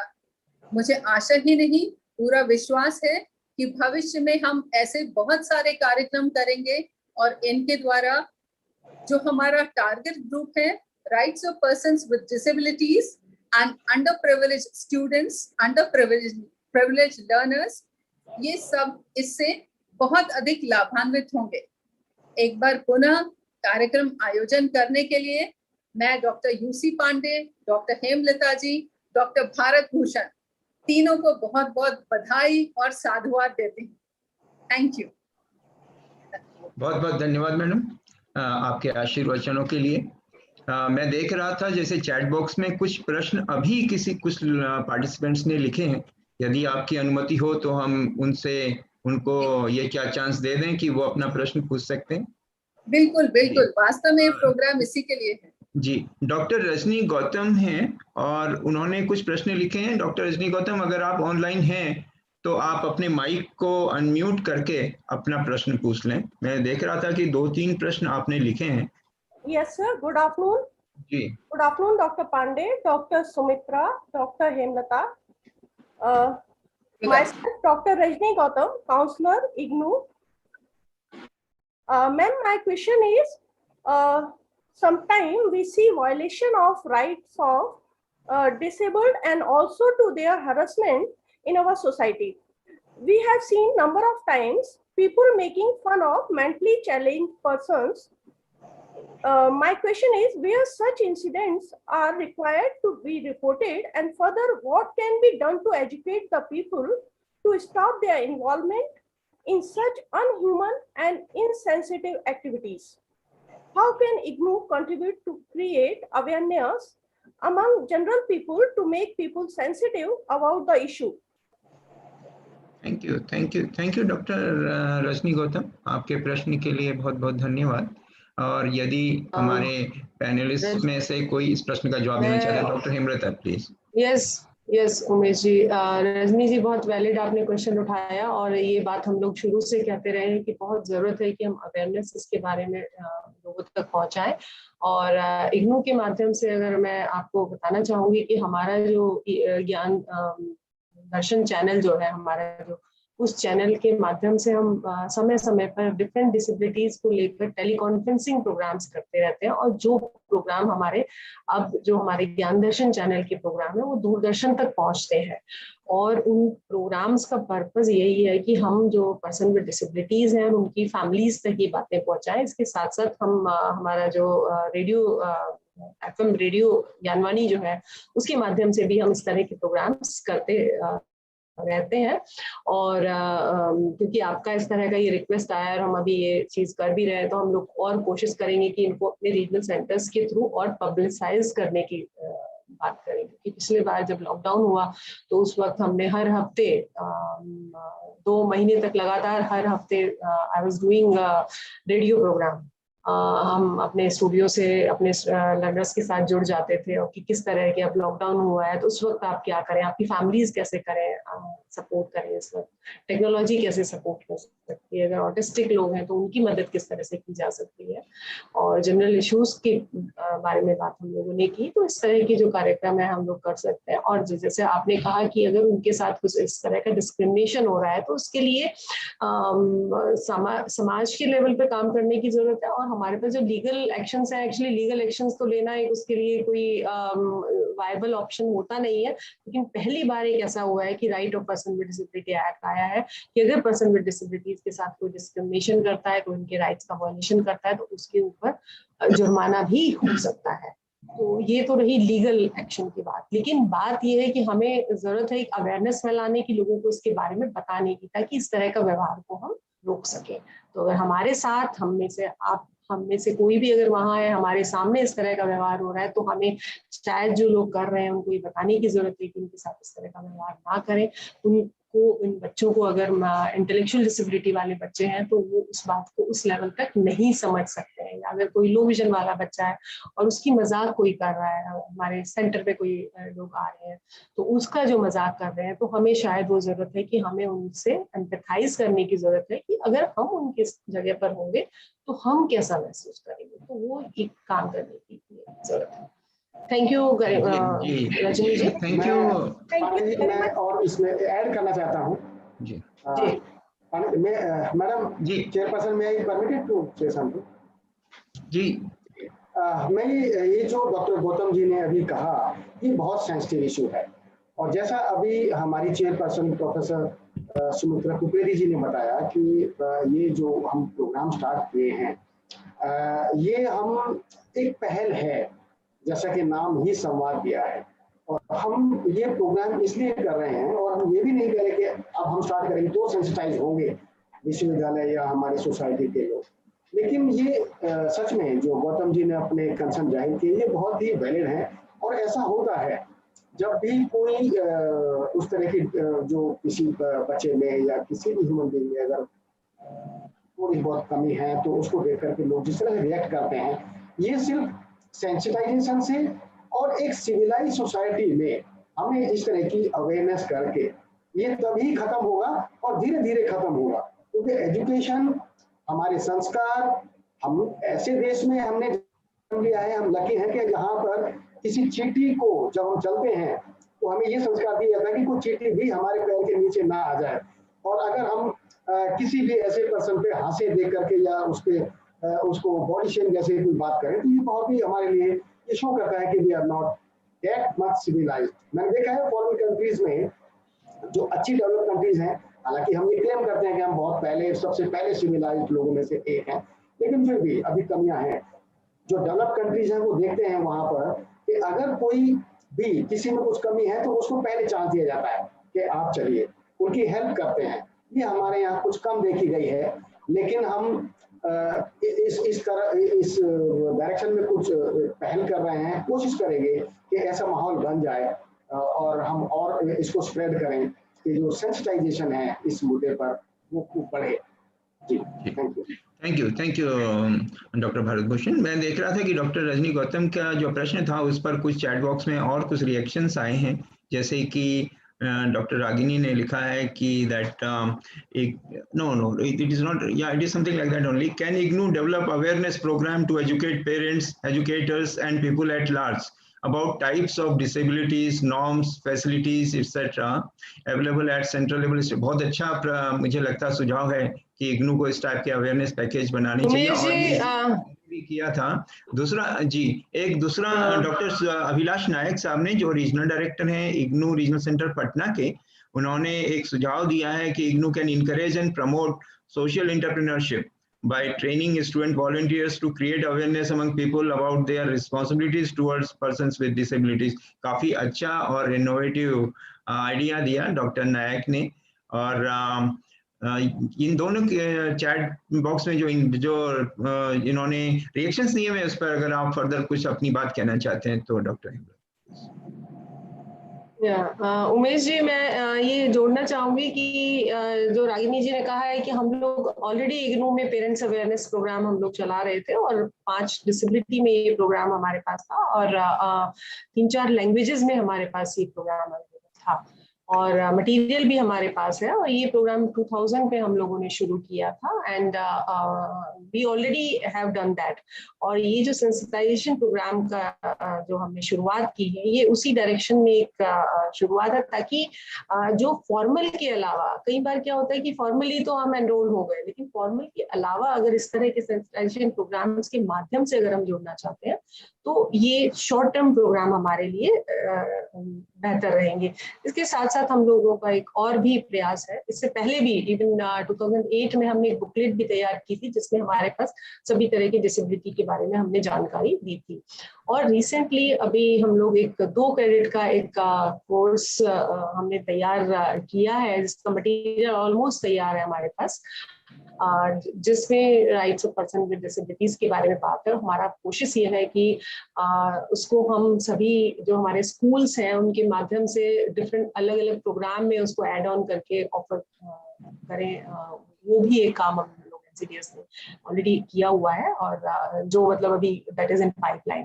तो इस तरह की चीजें हैं और ये ट्रेनिंग प्रोग्राम्स जो है ये बहुत इंपॉर्टेंट है। और दूसरा, जब हम अभिलाष जी ने जो बात कही, जब हम रीजनल सेंटर लेवल पर जाने की बात कर रहे हैं, उस एक स्पेसिफिक रीजन की क्या नीड है, उस रीजन में कितने लर्नर सपोर्ट सेंटर हमारे पास है, तो जब हम वहाँ के लोगों से, जैसे आज हम लोगों ने हमारे देश में जो हमारे बहुत सारे रीजनल डायरेक्टर्स हैं और हमारे जो कलीग्स हैं वो इसमें जुड़े हुए हैं, लेकिन जब मैं आरसी भोपाल के साथ जब मैं बात करती हूँ और वहाँ के जो लर्नर सपोर्ट सेंटर्स हैं, वहाँ के जो हमारे स्टूडेंट्स हैं, जो डिसेबल्ड स्टूडेंट्स हैं या और अन्य अंडर प्रिविलेज स्टूडेंट्स, जब वो हमारे साथ जुड़ते हैं तो वो एक जो डायलॉग हम उनके साथ करना चाहते हैं, सेंसिटाइजेशन कम डायलॉग जो हम करना चाहते हैं, तो उसमें हम हमारे जो लर्नर्स की जो क्वेरीज हैं, जैसे डॉक्टर भारत भूषण ने भी बताया है कि जो हमारे अदर अंडर प्रिविलेज ग्रुप के लोग, उनकी बातों को भी हम कर पाएंगे। प्रोग्राम के माध्यम से हम इस एम को पूरा करेंगे।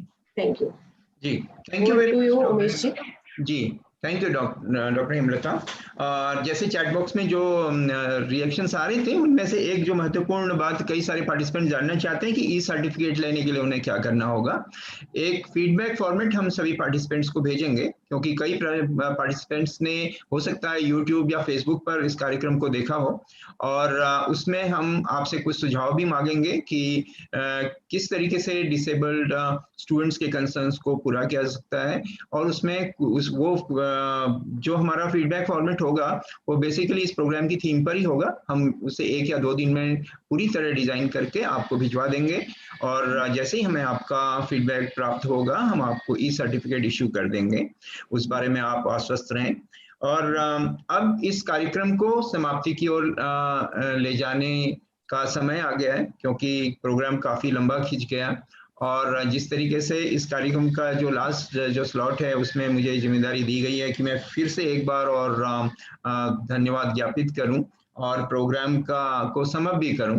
तो इस बारे में, इससे पहले कि मैं प्रोग्राम को समाप्त करूं, इस इंटरेक्शन सेशन के दौरान मेरे जहन में कुछ प्रश्न आ रहे थे, और प्रश्न नहीं, वो कुछ ऐसे ही मेरे स्ट्रे थॉट्स हैं जो मुझे लगा। मैं पिछले करीब 31 सालों से मैं इग्नू में हूँ, और इग्नू का डिसएडवांटेज ग्रुप्स के लिए, विशेष तौर पर डिसेबल्ड बच्चों के लिए जो कंसर्न है वो मुझे काफ़ी उत्साहित करता है कि मैं उस दिशा में कुछ करूं। विशेष रूप से मध्य प्रदेश में भोपाल स्थित जो हमारा रीजनल सेंटर है, हम लोग डेफ बच्चों के लिए एक विशेष सेंटर चलाते रहे हैं काफ़ी लंबे समय से, और वो एक एनजीओ में था, लेकिन अभी क्योंकि रिवाइज गाइडलाइन के तहत एनजीओ में हम लोग सेंटर अब कंटिन्यू नहीं कर सकते, तो उस सेंटर के बारे में हम कोशिश कर रहे हैं कि किस तरीके से हम उन स्टूडेंट्स को केटर कर सकें। लेकिन इस सेंटर के जो स्टूडेंट्स हैं, मैंने एक चीज़ देखी कि वो जब हम फोकस्ड इंटरवेंशन करते हैं स्पेसिफिक डिसेबिलिटीज़ के लिए, उनके कंसर्न्स को स्पेसिफिक ढंग से मीट करने की कोशिश करते हैं, तो उसके बहुत प्रभावी उसके परिणाम सामने आते हैं। अगर मैं ये नहीं कहता कि डिसेबल्ड बच्चों को और बाकी बच्चों के साथ पढ़ाया नहीं जाना चाहिए, लेकिन मुझे लगता है जैसे कि डेफ बच्चों के कंसर्न्स, उनके एक अलग टाइप के कंसर्न्स हैं जिनको अलग ढंग से एड्रेस किए जाने की ज़रूरत है। हमने जब उन स्टूडेंट्स को अभी अपने दूसरे से नियरेस्ट सेंटर से अटैच किया, क्योंकि हम वर्तमान का जो उनका सेंटर था स्पेशल सेंटर नहीं रन कर रहे हैं, तो मैंने देखा कि उनमें से कई सारे स्टूडेंट्स काफ़ी हतोत्साहित हो गए। तो इग्नू को मुझे लगता है कि काफ़ी आवश्यकता है कि स्पेशली डिसेबल्ड बच्चों के जो कंसर्न्स हैं उनके लिए अपनी गाइडलाइंस में थोड़ा हम रिलैक्सेशन देना चाहिए। इस बारे में हम एक अलग से प्रपोजल भी विश्वविद्यालय हेडक्वार्टर को भेजेंगे। और एक चीज जो दूसरी बात ये है कि अक्सर ये जैसे माना जाता है कि जो डिसेबल्ड बच्चों को एक निशक्त कहा जाए या उनके लिए निशक्त वर्ड यूज किया जाता है, उन्हें एक बेचारगी का एहसास दिलाया जाता है, या उन्हें एक दया का पात्र जैसा समझने पर मजबूर किया जाता है, वो चीज बहुत ही डैमेजिंग होती है उनके लिए। मैंने देखा कि अधिकांश जो स्टूडेंट्स हैं, जो कि डिसेबल्ड स्टूडेंट्स हैं, वो कई रूपों में उनकी जो उनकी कैपेसिटी है काम करने की, वो बहुत ही ज्यादा अन्य लोगों से कई ज्यादा होती है। मैं जब रीजनल इवैल्यूएशन सेंटर भोपाल में था, तो तब वहां पर 2 डेफ हमारे एम्प्लॉयज थे, और उनकी कार्य क्षमता को कभी कोई क्वेश्चन कर ही नहीं सकता। हालांकि उनसे कम्युनिकेट करने की प्रक्रिया में शुरू में कहते आती थी, लेकिन उनसे बात करते करते हमारे सभी स्टाफ मेंबर वहां साइन लैंग्वेज से बात करना सीख गए। और आज के रीजनल इवैल्यूएशन सेंटर भोपाल में अगर आप कभी आए तो आप देखेंगे कि ऑलमोस्ट सभी जितने हमारे डेली वेज स्टाफ मेंबर्स हैं, सभी लोग बड़े सहजता के साथ उनसे साइन लैंग्वेज से बात करते हैं और काम बहुत अच्छा चलता रहता है। और तो ये मैंने देखा कि उनकी जो यूनिक जो उनकी कैपेसिटीज हैं, उनको आइडेंटिफाई किया जाना, उनको प्रमोट किया जाना, उसके लिए उनको नर्चर किया जाना और उनके लिए एक अच्छा कंडीसिव साइकोलॉजिकल एटमॉस्फेयर पैदा किया जाना जरूरी है। इस संदर्भ में डॉक्टर रजनी गौतम का सुझाव काफी मुझे महत्वपूर्ण लगा कि उनके अगेंस्ट एक टाइप का, किसी भी टाइप का, वो साइकोलॉजिकल टाइप का भी वायलेंस बहुत ही खतरनाक है उनके लिए, कि उनको हम ये एक एहसास दें या किसी टाइप का बेचारगी का एहसास दें। दूसरा ये कि बहुत सारे लॉज जो कि ऑलरेडी बने हुए हैं, मुझे लगता है काफी पर्याप्त भी हैं वो, और लेकिन वो इम्प्लीमेंट नहीं होते। अब जैसे कि ज्यादातर पब्लिक ऑफिसेज जहां भी हैं, उनको एक रैम्प से कनेक्टेड होना चाहिए, लेकिन अधिकांश जगह मैं देखता हूं जहां पर भी पब्लिक सर्विस डिलीवरी के ऑफिसेज भी रैम्प से कनेक्टेड नहीं होते। तो ये सब चीजें, लॉज को इम्प्लीमेंट होना, और उसके लिए भी शायद जो अधिकांश लोगों को पता भी नहीं होगा कि क्या ऐसे लॉज हैं कि वो रैम से कनेक्टेड होने चाहिए। बहुत सारे लोगों को पता भी नहीं होता, वो उसको जबरदस्ती नहीं करते, लेकिन उन्हें शायद पता ही नहीं होता। तो ये सब चीजें हमारे जो फिजिकली चैलेंज जो हमारे स्टूडेंट्स हैं, उनको बहुत ज्यादा मार्जिनलाइज कर देती हैं। हमारी उसके बारे में अवेयरनेस का अभाव, उनके लॉज के बारे में अवेयरनेस का अभाव, इस संदर्भ में मुझे लगता है जो ये रागिनी जी का जो सुझाव है कि ये अवेयरनेस का पैकेज क्रिएट करने का काफी महत्वपूर्ण है। दूसरा एक चीज है कि यूज ऑफ टेक्नोलॉजी, अलग अलग टाइप की डिसेबिलिटीज के लिए अलग अलग ढंग से टेक्नोलॉजीज को कैसे यूज किया जा सकता है, उस पर पर्याप्त शोध भी नहीं हुआ। मुझे लगता है कि उस पर बहुत ज्यादा शोध किए जाने की आवश्यकता है। हमारे रीजन में एक ब्लाइंड स्टूडेंट कुछ समय पहले मुझे मिला था, और उसने बीएड किया था और वो पूरी तरह ब्लाइंड था। लेकिन जब मैंने उसको करीब 1 घंटे मैंने उसका इंटरव्यू लिया था, और उसको रिकॉर्ड भी किया इंटरव्यू को मैंने उसका, और मैंने एक प्रश्न पूछा था कि किस तरीके से वो पढ़ाई करता था और किस तरीके से उसे दिक्कतें आती थी। तो उसने बताया कि वो अपने मोबाइल पर उसकी सिस्टर जो स्टडी मटेरियल है उसको बोल के रिकॉर्ड कर देती थी, और उस ऑडियो को वो लगातार बीच बीच में जब भी उसे वक्त मिलता था तो वो सुनता रहता था, और इस तरीके से उसने बीएड को बहुत अच्छे मार्क्स में क्लियर भी कर लिया। ये एक मैं समझता हूं कि टेक्नोलॉजी का एक छोटा सा उपयोग ने उसकी समस्याओं को काफी आसान बना दिया था। और मैंने कुछ ऐसी स्टडीज के बारे में पढ़ा है कि विदेशों में भी टेक्नोलॉजी एक हमारे डिसेबल्ड भाई बहनों के लिए जिस हद तक यूज की जा रही है, हिंदुस्तान में नहीं की जा रही। मुझे लगता है कि उसमें इनोवेशन की बहुत ज्यादा जरूरत है। उसमें ये जरूरत है कि किस तरीके से टेक्नोलॉजीज को, बहुत सिंपल टेक्नोलॉजीज भी काम कर सकती हैं, इससे कोई फर्क नहीं पड़ता, लेकिन अच्छी टेक्नोलॉजीज का उपयोग करके उनको पढ़ाई में ज्यादा कैसे यूज किया जा सकता है। मुझे लगता है इग्नू जैसा संस्थान, मुझे लगता है कि ओडीएल स्ट्रेटेजी जब अपनी प्लान करता है तो उसमें पर्याप्त शोध की आवश्यकता अभी भी मुझे महसूस होती है। और इन्हीं शब्दों के साथ मैं आज के इस कार्यक्रम के बारे में अगर मैं सम अप करूं तो मैं कहूंगा कि यह एक बहुत सक्सेसफुल प्रोग्राम था। विशेष रूप से हमारे माननीय कुलपति, उनके धैर्य के लिए, और शुरुआत में उनका बहुत बहुत शुक्रगुजार हूं कि शुरुआत में थोड़ा टेक्नोलॉजिकल कुछ प्रॉब्लम्स की वजह से थोड़ा सा कार्यक्रम थोड़ा सा डिले हो गया कुछ मिनटों के लिए, लेकिन मैंने जैसे देखा है हमेशा हमारे माननीय कुलपति का आशीर्वाद हमारे साथ रहता है। हमेशा छोटे से छोटा इनिशिएटिव भी हो तो हमेशा उसे अप्रिशिएट करते हैं और हमेशा आगे बढ़ने के लिए प्रोत्साहित करते हैं। और यही कारण है कि हमें भी इस बात का और हौसला मिलता है कि हम नई चीजें ट्राई करें, और अगर उसमें कहीं पर हमें कोई गलती भी हो तो उसके लिए हमेशा मैंने देखा कि हमारे हायर अप्स हमेशा हमें सपोर्ट देते हैं, इंकरेजमेंट देते हैं। हमारे सभी प्रो वाइस चांसलर्स, हमारे माननीय कुलपति और सभी सम कुलपति, उनका मैं हृदय से आभार व्यक्त करना चाहूँगा कि हमें छोटे छोटे इनिशिएटिव लेने के लिए और उसके लिए हमको जिस तरीके से इंकरेजमेंट मिलता है, उसके लिए मैं बहुत बहुत शुक्रगुजार हूँ अपने हायर अप्स का, अपने आदरणीय वाइस चांसलर, अपने आदरणीय सभी समकुलपतियों का। और आज के इस कार्यक्रम में क्योंकि NCDS professor Sumitra Kukreti madam देखती हैं और इस कार्यक्रम के लिए उन्होंने जिस तरीके का इंटरेस्ट लिया कार्यक्रम में, उससे हमें बहुत हौसला मिला।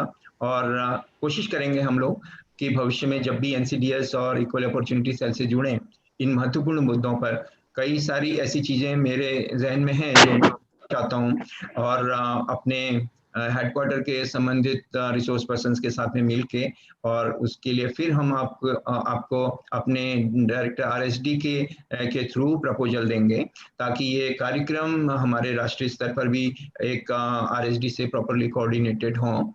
और अपने सभी प्रतिभागियों से पहले मैं अपने डायरेक्टर RSD का विशेष रूप से शुक्रगुजार हूँ। डायरेक्टर RSD का जो सपोर्ट और उनका जो इनकरेजमेंट हमेशा रीजनल सेंटर्स को रहता है। विशेष रूप से डॉक्टर श्रीकांत महापात्रा सर के बारे में मैं कहना चाहूँगा कि उनके साथ मेरा काम करने का काफ़ी लंबा अनुभव है, as registrar SCD, registrar SRD और एज डायरेक्टर RSD। उन्होंने हमेशा जिस तरीके से हमें अपना इनकरेजमेंट दिया, हमें सहयोग दिया, आगे बढ़ने के लिए प्रोत्साहन दिया, उसके लिए मैं उनका विशेष रूप से आभार व्यक्त करना चाहूँगा। और हमेशा डायरेक्टर RSD से हमें कुछ ना कुछ सीखने को मिलता है, और उनका विषम परिस्थितियों में भी और बहुत सहज भाव से उन विषम परिस्थितियों को भी हैंडल करने का जो उनका आर्ट है, उसके लिए हम हमेशा उनके बहुत बड़े प्रशंसक रहे हैं। क्षेत्रीय केंद्र में काम कर रहे सभी रीजनल डायरेक्टर्स हमेशा डायरेक्टर RSD के विशेष रूप से शुक्रगुजार हैं। Thank you very much sir. And हमारे आज के कार्यक्रम की जो चीफ गेस्ट हैं डॉक्टर आलोक गुहा मैडम, काफ़ी लंबे समय तक वो आज के कार्यक्रम में हमसे जुड़ी रहीं, और मैं उनका विशेष रूप से आभार व्यक्त करना चाहूँगा। मुझे पता है कि हमने केवल एक दिन के इंटरवल पे उनसे एक्सेप्टेंस मांगी थी, जो उन्होंने तुरंत दे दी, और उसके लिए डॉक्टर हेमलता ने भी उनके अपने पुराने संबंधों की वजह से उनसे आग्रह किया था, और एक बड़े विनम्र भाव से उन्होंने हमारे आमंत्रण को स्वीकार कर लिया। मैं आपका बहुत बहुत शुक्रगुजार हूँ मैडम।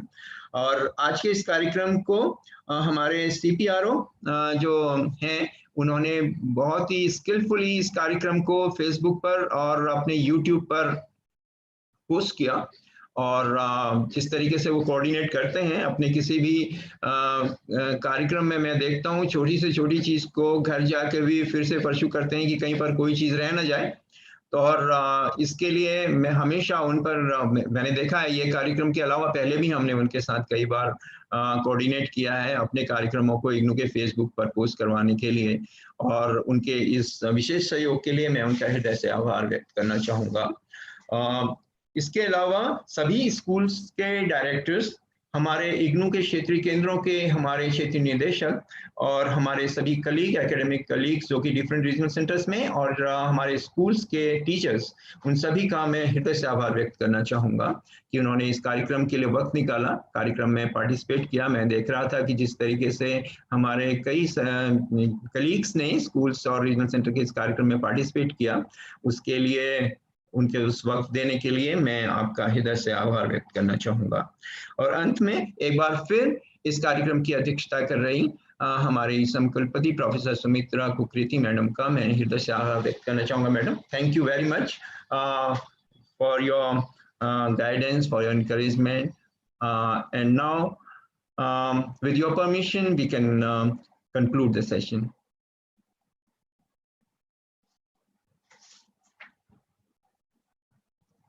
जी डॉक्टर हेमलता। अच्छा मैडम, आपकी अनुमति हो तो इस कार्यक्रम को हम समाप्त करें। हाँ बिल्कुल, एक बार फिर से आप सभी को इस कार्यक्रम के आयोजन के लिए बधाई और आगे के प्रोग्राम्स के लिए शुभकामनाएं। Thank you very much.